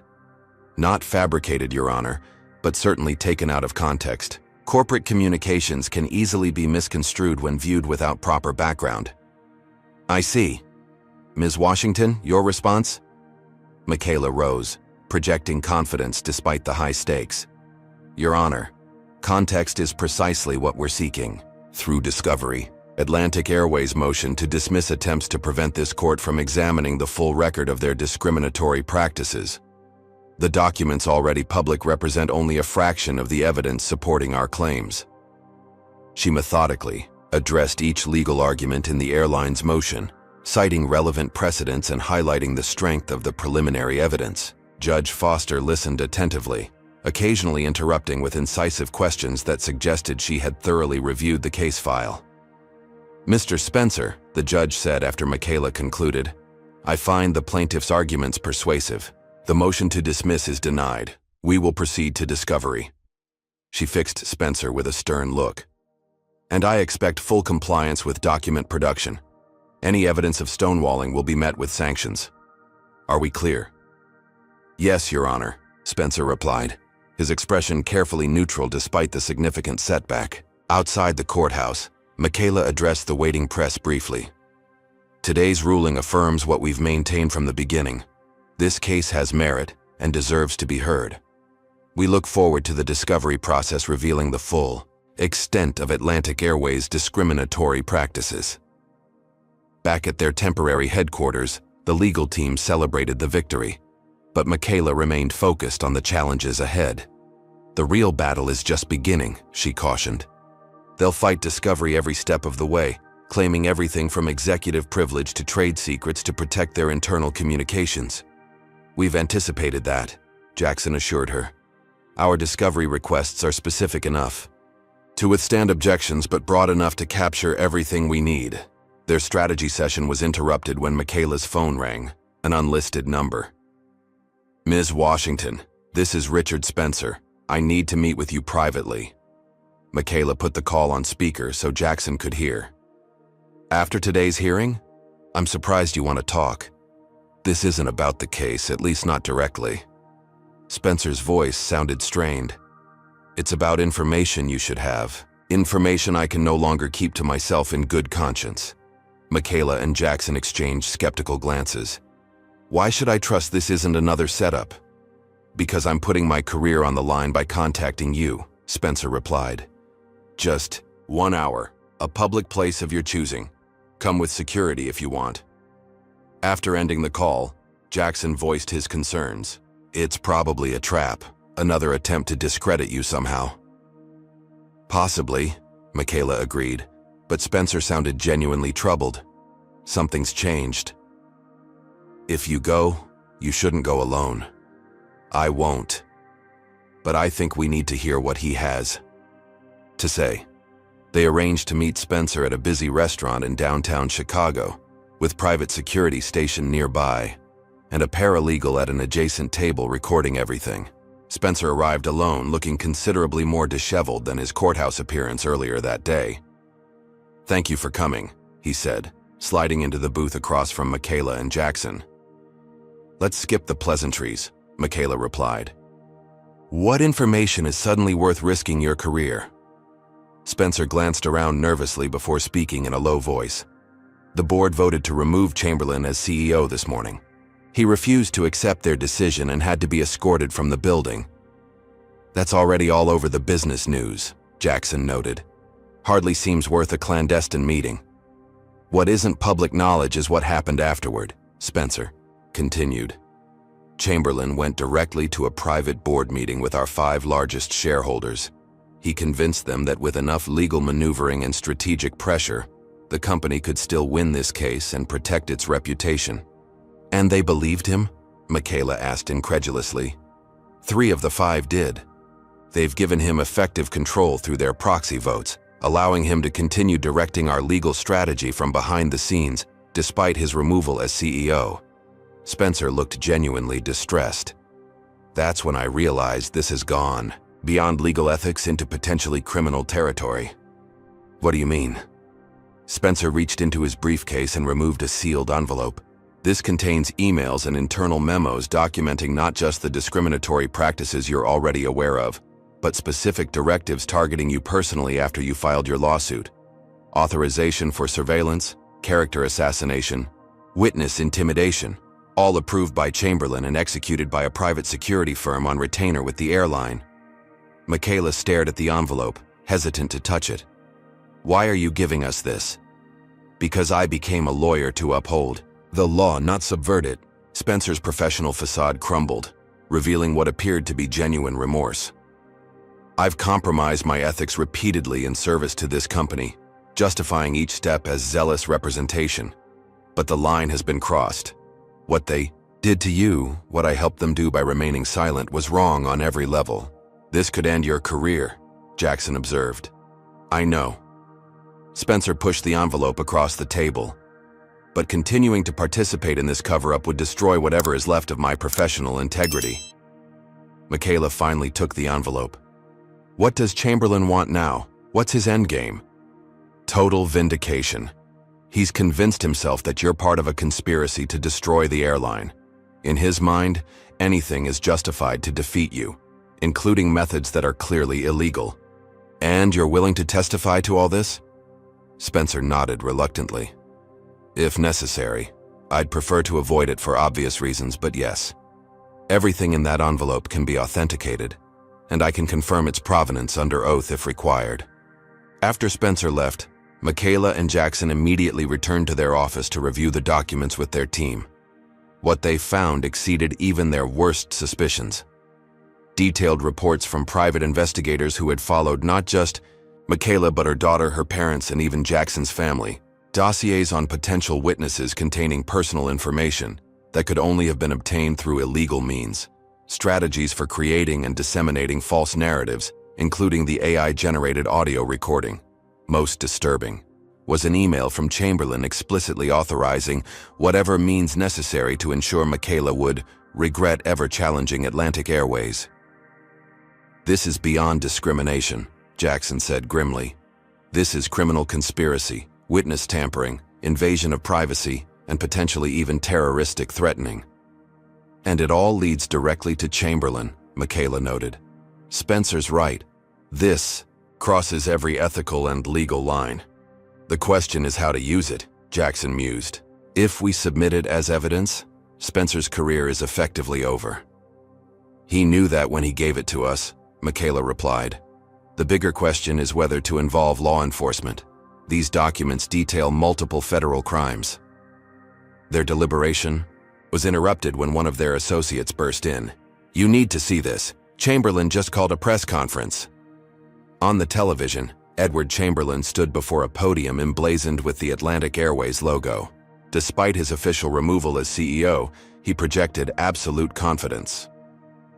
Recent events have painted our company in a false light, he began. Let me be perfectly clear. Atlantic Airways has never engaged in discriminatory practices of any kind. What we're witnessing is an orchestrated attempt to damage our reputation for financial gain. He continued, his voice growing increasingly strident. The lawsuit filed by Michaela Washington is without merit, based on a deliberately manufactured incident. We have evidence, which will be presented in court at the appropriate time, proving that Ms. Washington planned this entire scenario to extort money from our company. He's completely detached from reality, Jackson murmured. Chamberlain wasn't finished. I remain committed to protecting this airline's legacy and reputation. While I have stepped back from day-to-day operations, I continue to advise the board on strategic matters, including our response to these baseless allegations. We will not be intimidated, we will not settle, and we will ultimately be vindicated. As the press conference concluded, Michaela made her decision. We're taking these documents to the FBI tomorrow morning. This isn't just about our lawsuit anymore.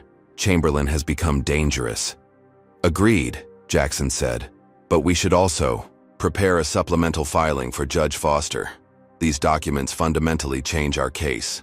The next morning, Michaela and Jackson met with FBI agents, turning over Spencer's documents and providing detailed statements about the harassment campaign against them.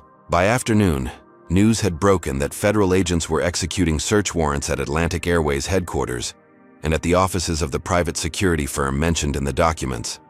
Simultaneously, they filed an emergency motion with Judge Foster, submitting redacted versions of key documents and requesting an immediate case management conference in light of new evidence of witness tampering and obstruction of justice related to this proceeding. Judge Foster granted the request, scheduling a hearing for the following morning. When Michaela entered the courtroom, she immediately noticed the absence of Richard Spencer from the defense table.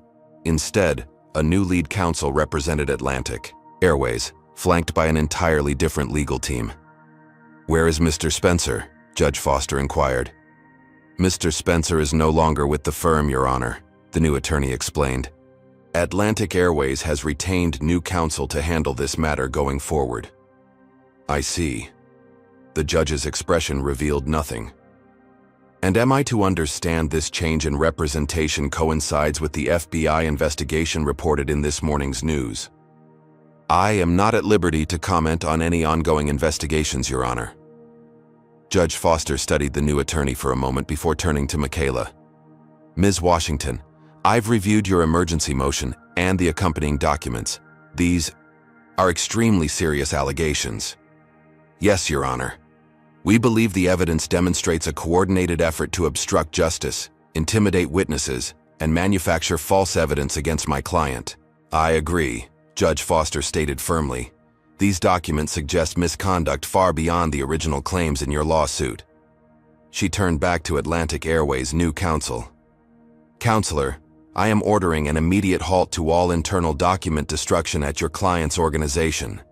Any evidence that relevant materials have been destroyed after this order will result in the most severe sanctions available to this court. The hearing continued with Judge Foster outlining an accelerated discovery schedule and appointing a special master to oversee the process, extraordinary measures that reflected the seriousness with which she viewed the new evidence. As they left the courthouse, Michaela received a text from Richard Spencer. Board meeting in progress. Shareholders calling for Chamberlain's complete removal from any advisory role. 3 board members, including Harrington, expected to resign by end of day. The news media swarmed Michaela, shouting questions about the FBI investigation and the airline's changing legal strategy. She provided a brief statement focusing on the importance of accountability before being escorted to a waiting car. We've turned a corner, Jackson observed as they drove away. They're in full retreat mode now. It's not over yet, Michaela cautioned. Chamberlain still has allies, and cornered animals are the most dangerous. Her words proved prophetic when, that evening, Atlantic Airways issued a statement announcing an orderly leadership transition, while simultaneously filing a countersuit against Michaela personally, alleging defamation, tortious interference with business relationships and abuse of process. See? Michaela said when Jackson called to inform her of the development. They're still fighting, just changing tactics. It's a desperate move, Jackson assured her. The countersuit won't survive a motion to dismiss, especially with everything that's come to light. But it sends a message to other potential plaintiffs. Challenge us, and we'll come after you personally even after our wrongdoing is exposed. Speaking of other plaintiffs, Jackson transitioned. Our class action filing has exploded. We've added over 200 named plaintiffs in the past week alone, all with documented instances of discrimination by Atlantic Airways. How are they responding to that? Their new legal team has requested a meeting to discuss potential resolution frameworks. Reading between the lines, I think they're finally ready to talk settlement terms that go beyond monetary compensation. Good, Michaela said firmly, because I'm not interested in just money. I want systemic change that prevents anyone else from experiencing what I did. The next morning brought news that the board had finally severed all ties with Chamberlain, voting unanimously to remove him from any advisory role and initiating an internal investigation into his actions. More significantly, Trevor Harrington had resigned from the board, along with 2 other directors who had supported Chamberlain's aggressive strategy. As Michaela prepared for another day of legal proceedings, she received an unexpected call from her grandmother. I saw the news, Eloise said, her voice brimming with pride. You did it, child. You stood firm until they crumbled. It's not quite over yet, Grandma. But the tide has turned, hasn't it? Just like I told you it would. Michaela smiled, remembering their conversation during her darkest moment. Yes, the tide has definitely turned. Thank you for believing in me when I was ready to give up. I never doubted you for a second, Eloise replied.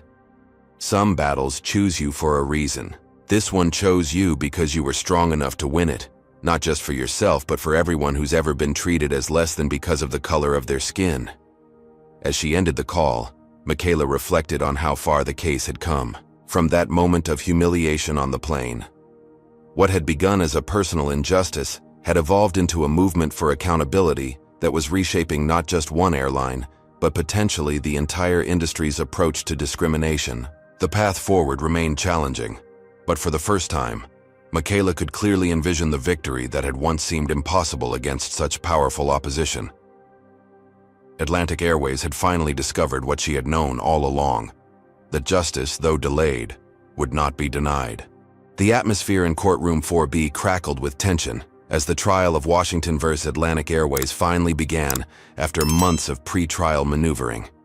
Every seat was filled, with spectators lined against the walls, and a lottery system implemented for public access due to overwhelming interest.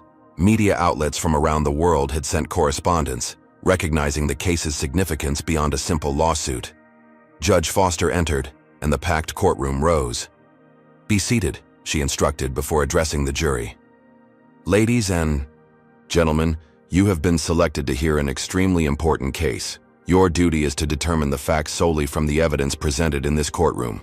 You must set aside any personal biases or preconceived notions about the issues involved." Atlantic Airways' new lead counsel, Stephanie Morgan, a renowned defense attorney with experience in high-profile discrimination cases, projected calm confidence. Across the aisle, Michaela and Jackson led a team that had grown to include civil rights experts and former Department of Justice attorneys who had joined the case pro bono, recognizing its potential landmark status. Judge Foster nodded to Michaela. "Ms. Washington, as plaintiff's counsel, you may present your opening statement." Michaela approached the jury box, making eye contact with each of the 12 jurors, a diverse group that reflected Chicago's demographics. She carried no notes. Every word of her opening had been committed to memory. "Ladies and gentlemen," she began, her voice clear and measured, "this case is about more than one incident on one flight. It's about a systematic pattern of discrimination that Atlantic Airways embedded into its corporate culture, training procedures, and daily operations." She paused, allowing the gravity of the statement to register. "The evidence will show that on May 15th of this year, I boarded Atlantic Airways Flight 3721 with a valid first-class ticket. Despite having the correct boarding pass for my assigned seat, I was forcibly removed from that flight, handcuffed, physically injured, and publicly humiliated, for one reason only: the color of my skin." Several jurors shifted uncomfortably as Michaela held up her wrists, the faint scars from the handcuffs still visible months later. "But my experience was not unique," she continued. "The evidence will show that Atlantic Airways implemented what they called passenger management protocols that specifically targeted minority travelers, particularly in premium cabins. You will hear testimony from former employees who were trained to find pretexts for removing passengers who didn't fit the airline's preferred demographic profile." For the next 40 minutes, Michaela outlined the evidence they would present: internal documents, witness testimony, statistical analyses demonstrating patterns of discriminatory treatment, and the airline's subsequent attempt to cover up these practices through intimidation and manufactured evidence. "Most disturbing of all," she concluded, her voice now resonating with controlled emotion, "when these practices were exposed, Atlantic Airways leadership didn't apologize or commit to change. Instead, they launched a campaign of harassment, surveillance, and character assassination against me and others who dared to speak out." She looked directly at the jury, her expression resolute. "By the end of this trial, you will understand that what happened to me on that plane wasn't a misunderstanding or an isolated incident. It was the inevitable result of institutional policies designed to discriminate. And you will have the opportunity to send a message that such discrimination has no place in our society, not at 35,000 feet, not anywhere." As Michaela returned to her seat, the impact of her words was palpable. Several jurors appeared visibly moved, including an older white woman who discreetly wiped away a tear. Stephanie Morgan's opening statement for the defense acknowledged regrettable mistakes in customer service but denied any systematic discrimination. She characterized the incident as a tragic misunderstanding exacerbated by poor communication and training failures, emphasizing Atlantic Airways' commitment to diversity and inclusion. "The evidence will show that while mistakes were made, there was no corporate policy of discrimination," Morgan insisted. Former CEO Chamberlain's subsequent actions, which the company unequivocally condemns, represented personal vendettas rather than company directives.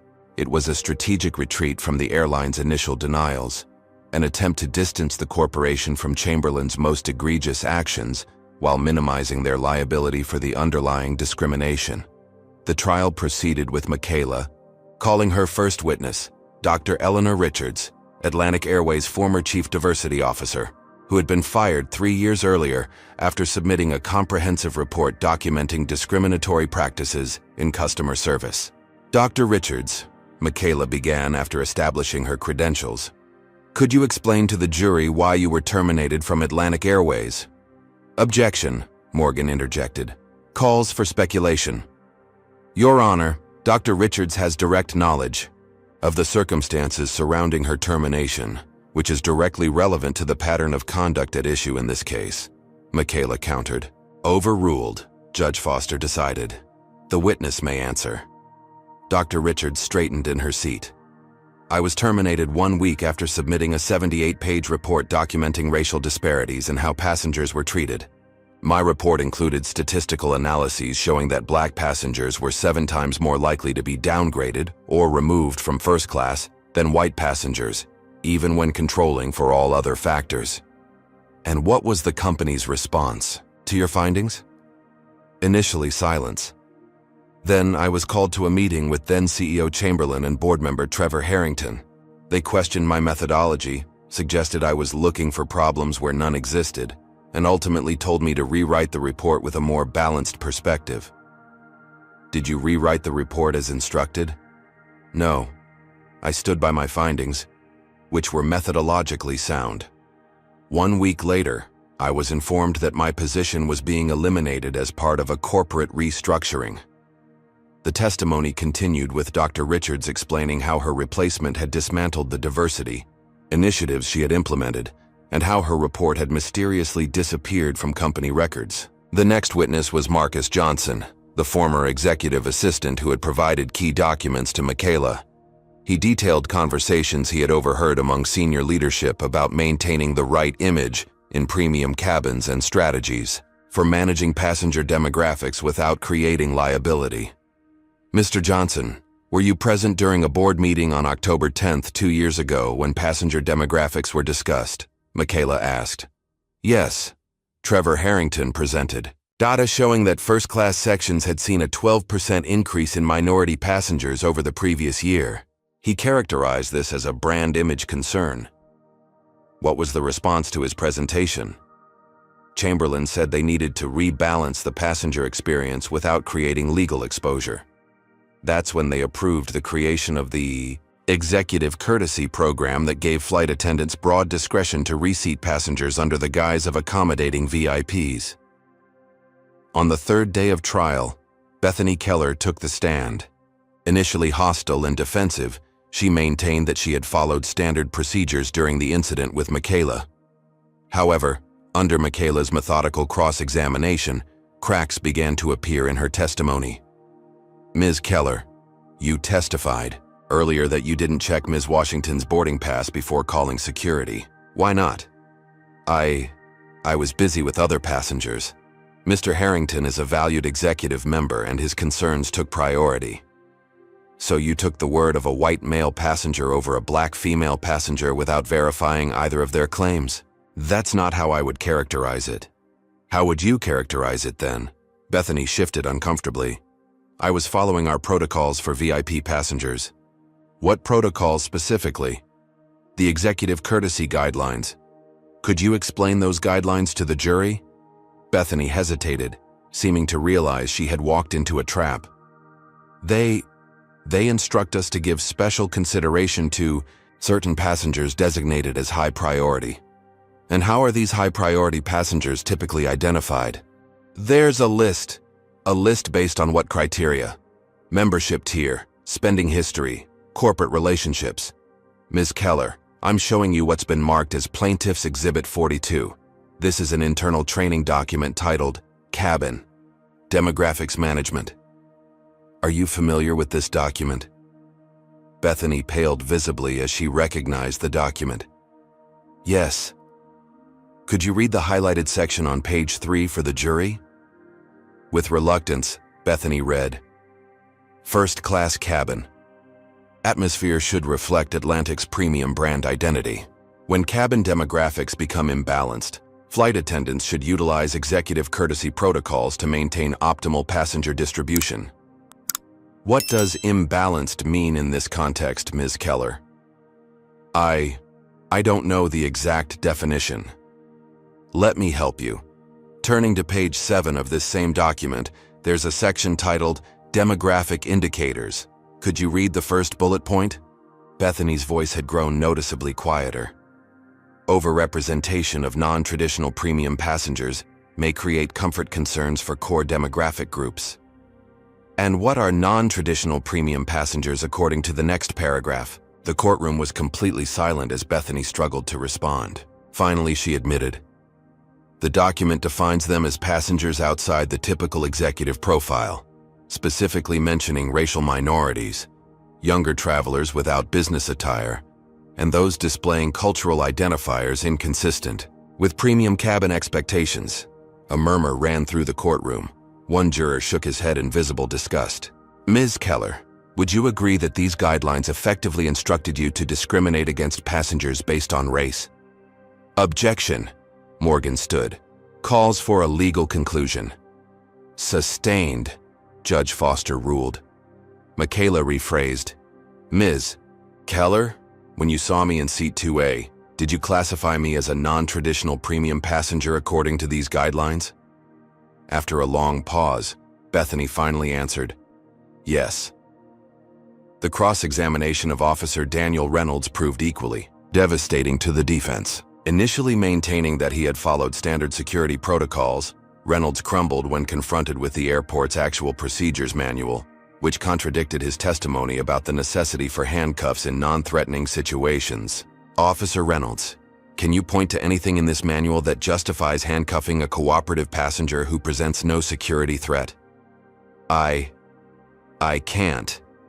In fact, page 42 specifically states that restraints should only be used when a subject demonstrates active resistance or poses a threat to officers or others. Did I demonstrate active resistance or pose any threat? No. So why were handcuffs applied? Reynolds glanced at Atlantic Airways attorneys before answering.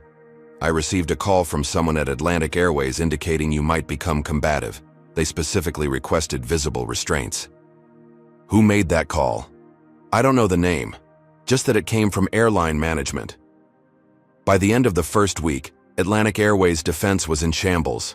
The testimony had established not only that discrimination had occurred in Michaela's case, but that it reflected company-wide policies implemented at the highest levels.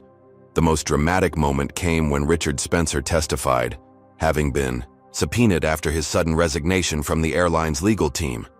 Despite the professional cost, Spencer provided a detailed account of the campaign against Michaela after she filed her lawsuit. Mr. Spencer, did Atlantic Airways authorize surveillance of Ms. Washington and her family? Yes.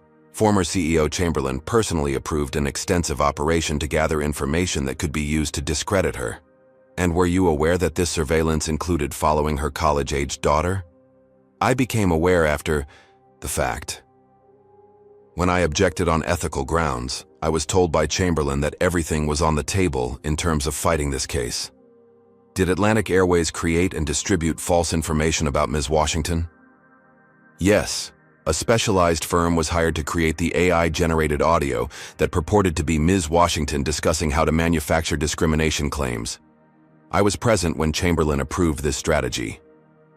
As Spencer's testimony concluded, the courtroom was silent, the full extent of Atlantic Airways' misconduct now undeniable. Judge Foster called a weekend recess, instructing jurors to avoid media coverage of the case. When court reconvened on Monday, a new energy pervaded the proceedings. Rumors circulated that settlement discussions had occurred over the weekend, but had broken down when Atlantic Airways board rejected Michaela's demands for structural changes to their policies. The final piece of devastating evidence came in the form of surveillance footage from the Atlantic Airways executive lounge at O'Hare. The video, obtained through a subpoena of the airline's security archives, showed Trevor Harrington watching Michaela check in for her flight.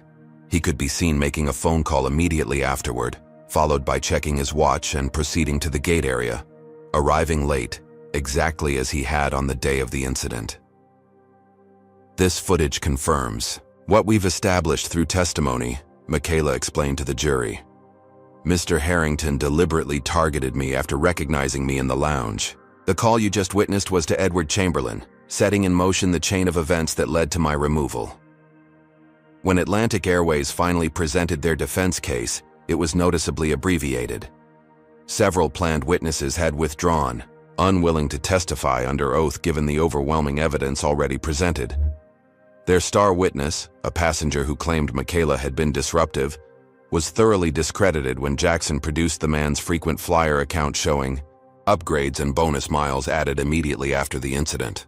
During closing arguments, Stephanie Morgan attempted to salvage what she could by arguing that while individual employees had behaved inappropriately, the corporation itself should not be held liable for rogue actions by former executives who no longer represent the company's values.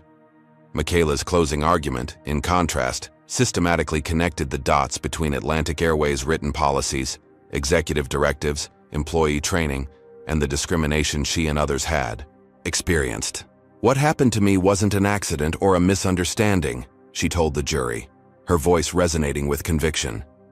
It was the natural result of a system designed to discriminate, a system created, implemented, and enforced at every level of Atlantic Airways' corporate structure.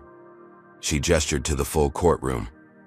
This case has attracted attention because it touched a nerve in our national consciousness. We all want to believe that in 2025, a person won't be judged by the color of their skin. We want to believe that corporations with billion-dollar budgets for diversity campaigns actually practice what they preach. But as the evidence has shown, Atlantic Airways maintained two sets of standards, one for public consumption and another for actual implementation. Looking directly at the jury, she concluded, "Your verdict in this case will send a message far beyond one airline or one incident. It will either tell corporate America that discrimination can still be practiced with impunity if disguised carefully enough, or it will affirm that true equality means equal treatment for everyone, regardless of race in every setting, including at 35,000 feet. The jury deliberated for just 4 hours before reaching their verdict, remarkably swift for a case of such complexity. As they filed back into the courtroom, their expressions gave nothing away. The foreman handed the verdict form to the bailiff, who delivered it to Judge Foster. The judge reviewed the document, her expression remaining neutral. "Has the jury reached a unanimous verdict?" "We have, Your Honor," the foreman confirmed. "On the claim of racial discrimination under the Civil Rights Act, how do you find?" "We find for the plaintiff, Michaela Washington." A ripple of reaction swept through the courtroom, quickly silenced by the judge's gavel. "On the claim of false imprisonment, how do you find?" "We find for the plaintiff." "On the claim of assault and battery, how do you find?" "We find for the plaintiff." As Judge Foster continued reading the verdict for each count, the pattern remained consistent. A complete victory for Michaela on every claim. When the liability phase was complete, Judge Foster proceeded to damages. "Has the jury determined compensatory damages?" "We have, Your Honor. We award the plaintiff $50 million in compensatory damages. The amount was substantial, far more than typical for individual discrimination cases. But what followed was unprecedented.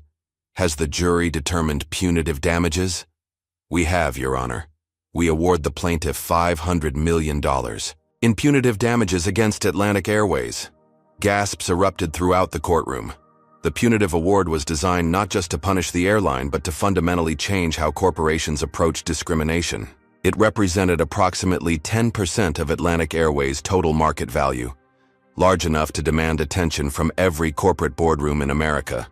As Judge Foster confirmed the verdict and dismissed the jury, the courtroom erupted in conversation.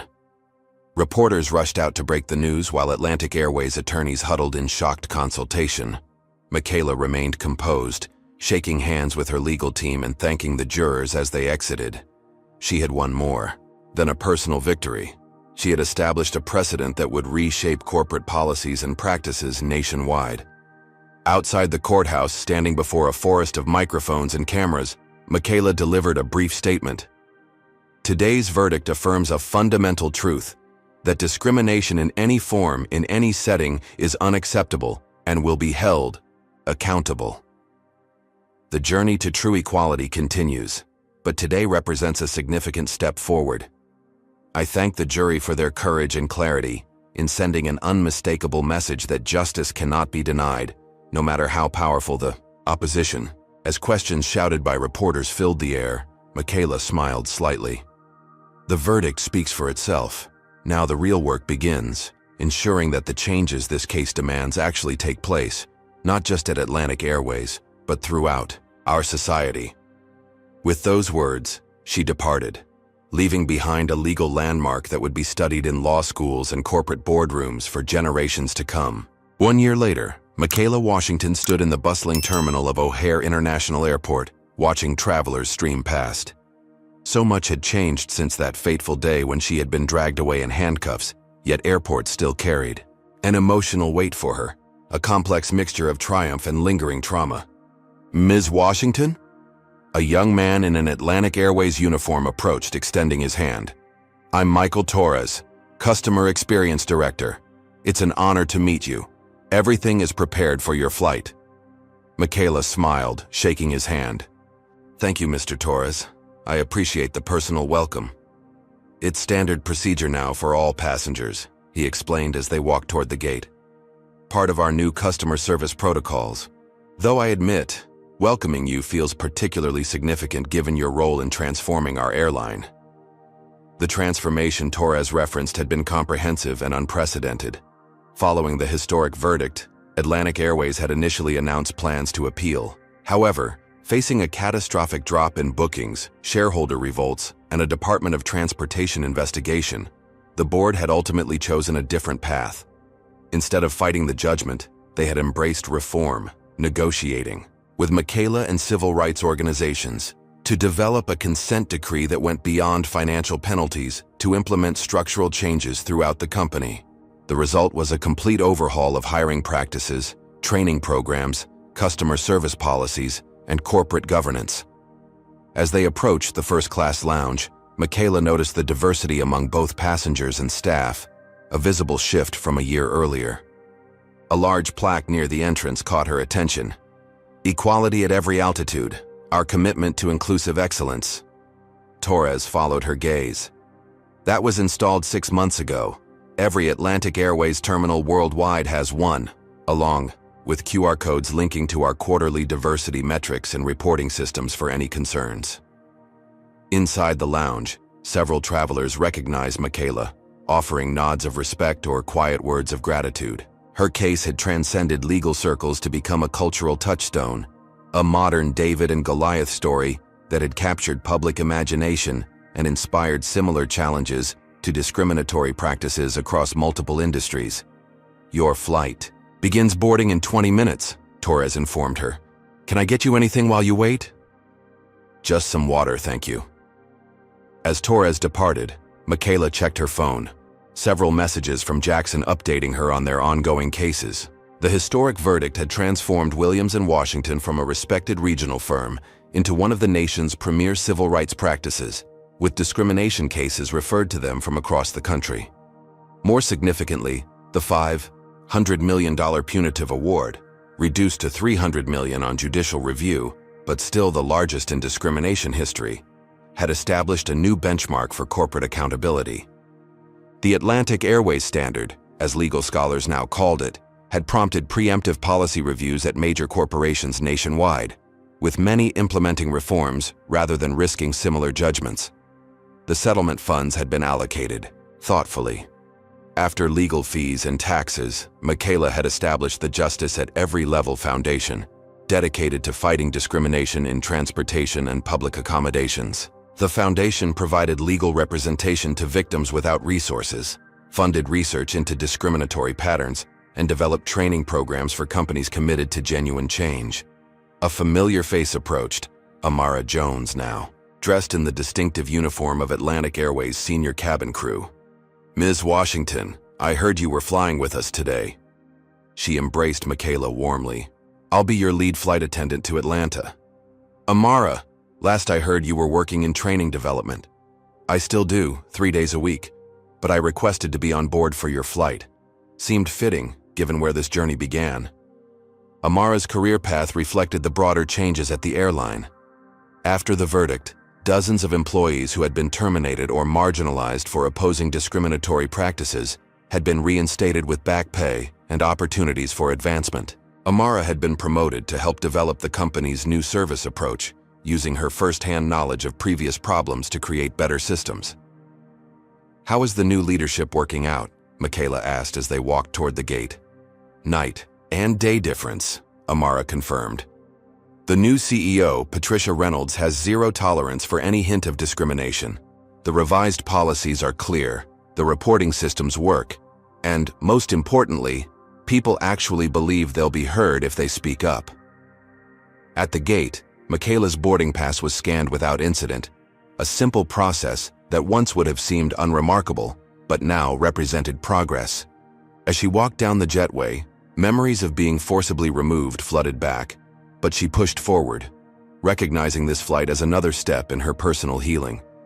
On board, the first-class cabin reflected the airline's transformed approach. The passenger mix was diverse across all demographics, and the crew moved through the cabin with equal attentiveness to every traveler. "Welcome aboard, Ms. Washington," the captain announced over the intercom as Michaela settled into seat 2A, the same seat from which she had been removed a year earlier. "It's an honor to have you flying with us today." A spontaneous round of applause broke out among passengers who recognized her, spreading through the cabin. Michaela acknowledged it with a humble nod, still uncomfortable with her celebrity status, but appreciative of its meaning. As the flight reached cruising altitude, Amara stopped by Michaela's seat. "There's someone who would like to speak with you, if you're willing." She gestured toward the galley where a uniformed man waited nervously. Michaela recognized him immediately. Officer James Bradshaw, one of the security personnel who had removed her from the plane and marched her through the terminal in handcuffs. She hesitated only briefly before nodding. "I'll talk with him." Bradshaw approached, his discomfort evident. "Ms. Washington, I don't know if you remember me." "I remember all of you, Mr. Bradshaw." "Of course." He cleared his throat. "I've wanted to apologize personally for a long time. What we did that day was wrong on every level, and I've had to live with that knowledge." "What happened to you afterward?" Michaela asked, genuinely curious about the ripple effects of the case. "I was suspended, then terminated after the investigation. Rightfully so." He paused. "But 6 months ago, I was given a second chance through Atlantic's reconciliation program. I'm now part of their security training team, teaching officers what not to do and how to recognize and resist pressure to discriminate." Michaela studied him thoughtfully. "That's a significant turnaround." "It's been a journey of accountability," Bradshaw acknowledged. "I had to confront my own biases and the systems that encourage them. I'm not asking for forgiveness, Ms. Washington. I just wanted you to know that your courage created change, even in those who wronged you." After Bradshaw returned to his post, Michaela gazed out the window at the clouds below, reflecting on the unexpected paths justice had taken. The case had never been about punishing individuals, but about changing systems. Yet here was evidence that when systems changed, individuals could transform as well. The flight landed in Atlanta on time, and as Michaela disembarked, she was surprised to see a small gathering of Atlantic Airways executives waiting at the gate, led by CEO Patricia Reynolds. "Ms. Washington, welcome to Atlanta," Reynolds greeted her. "We wanted to mark the anniversary of the incident that transformed our company by thanking you personally." "That's not necessary," Michaela began, but Reynolds continued. "It is necessary.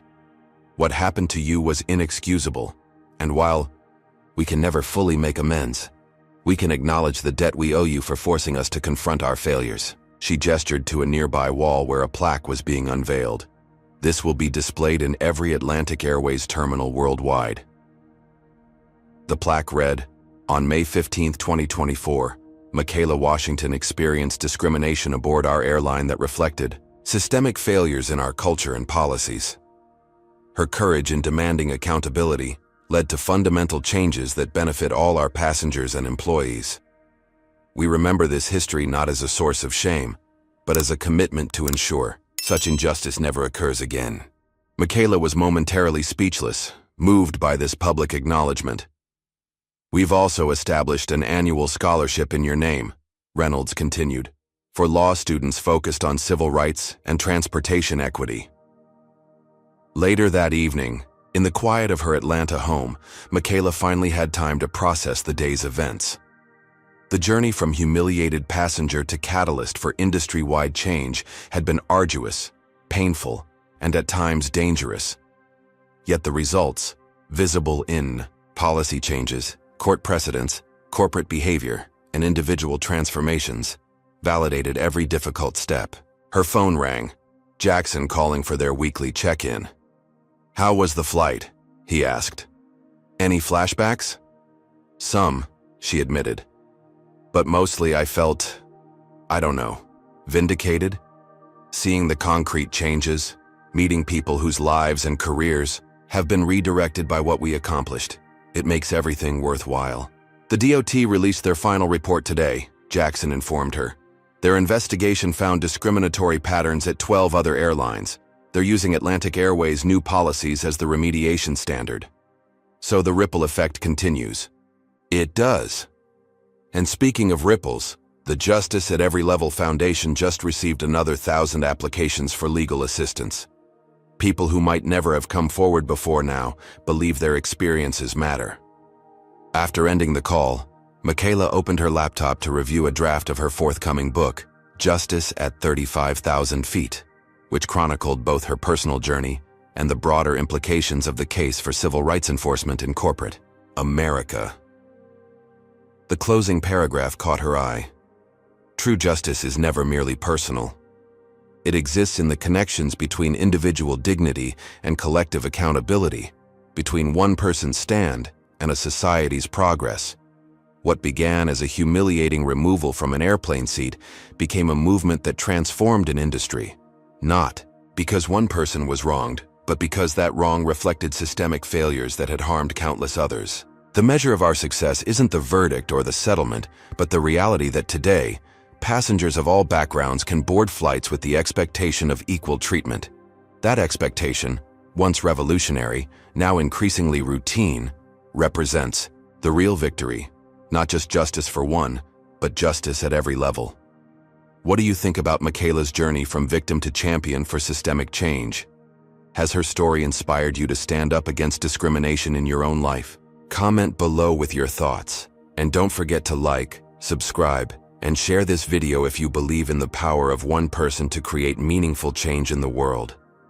Would you have had the courage to fight a powerful corporation like Michaela did? Let us know. And thank you for joining us for this powerful story of justice and transformation. Your support helps us continue sharing these important narratives that can change hearts and minds. Michaela Washington's powerful journey demonstrates that confronting discrimination requires extraordinary courage, especially when facing powerful institutions. Her story teaches us that systemic racism often hides behind corporate policies and standard procedures that appear neutral but disproportionately impact people of color. True change demands persistence in the face of intimidation. When Atlantic Airways escalated from discrimination to harassment and character assassination, Michaela's resolve only strengthened. Her example shows that speaking truth to power can inspire others to come forward, creating a collective force stronger than any individual. The case highlights how institutions often protect themselves rather than acknowledge wrongdoing. Atlantic Airways chose an aggressive defense strategy instead of accountability, ultimately causing far greater damage to their reputation and finances. Perhaps most importantly, Michaela's victory demonstrates that justice requires not just individual remedies, but systemic transformation. Her settlement focused on structural changes that would prevent future discrimination, recognizing that true equality depends on reformed systems, not just punished offenders. The ripple effects of one person's stand for justice can transform entire industries. By refusing to be silenced, Michaela created a new standard for corporate accountability that benefits countless travelers who will never know her name, but will experience more equitable treatment because of her courage. What instances of discrimination have you witnessed that needed someone to take a stand? Comment below, Like this video if Michaela's determination inspired you, and subscribe for more stories of courage against injustice. Share with someone who needs to hear that standing up matters. Thank you for joining our community that believes in fighting for equality everywhere, even at 35,000 feet.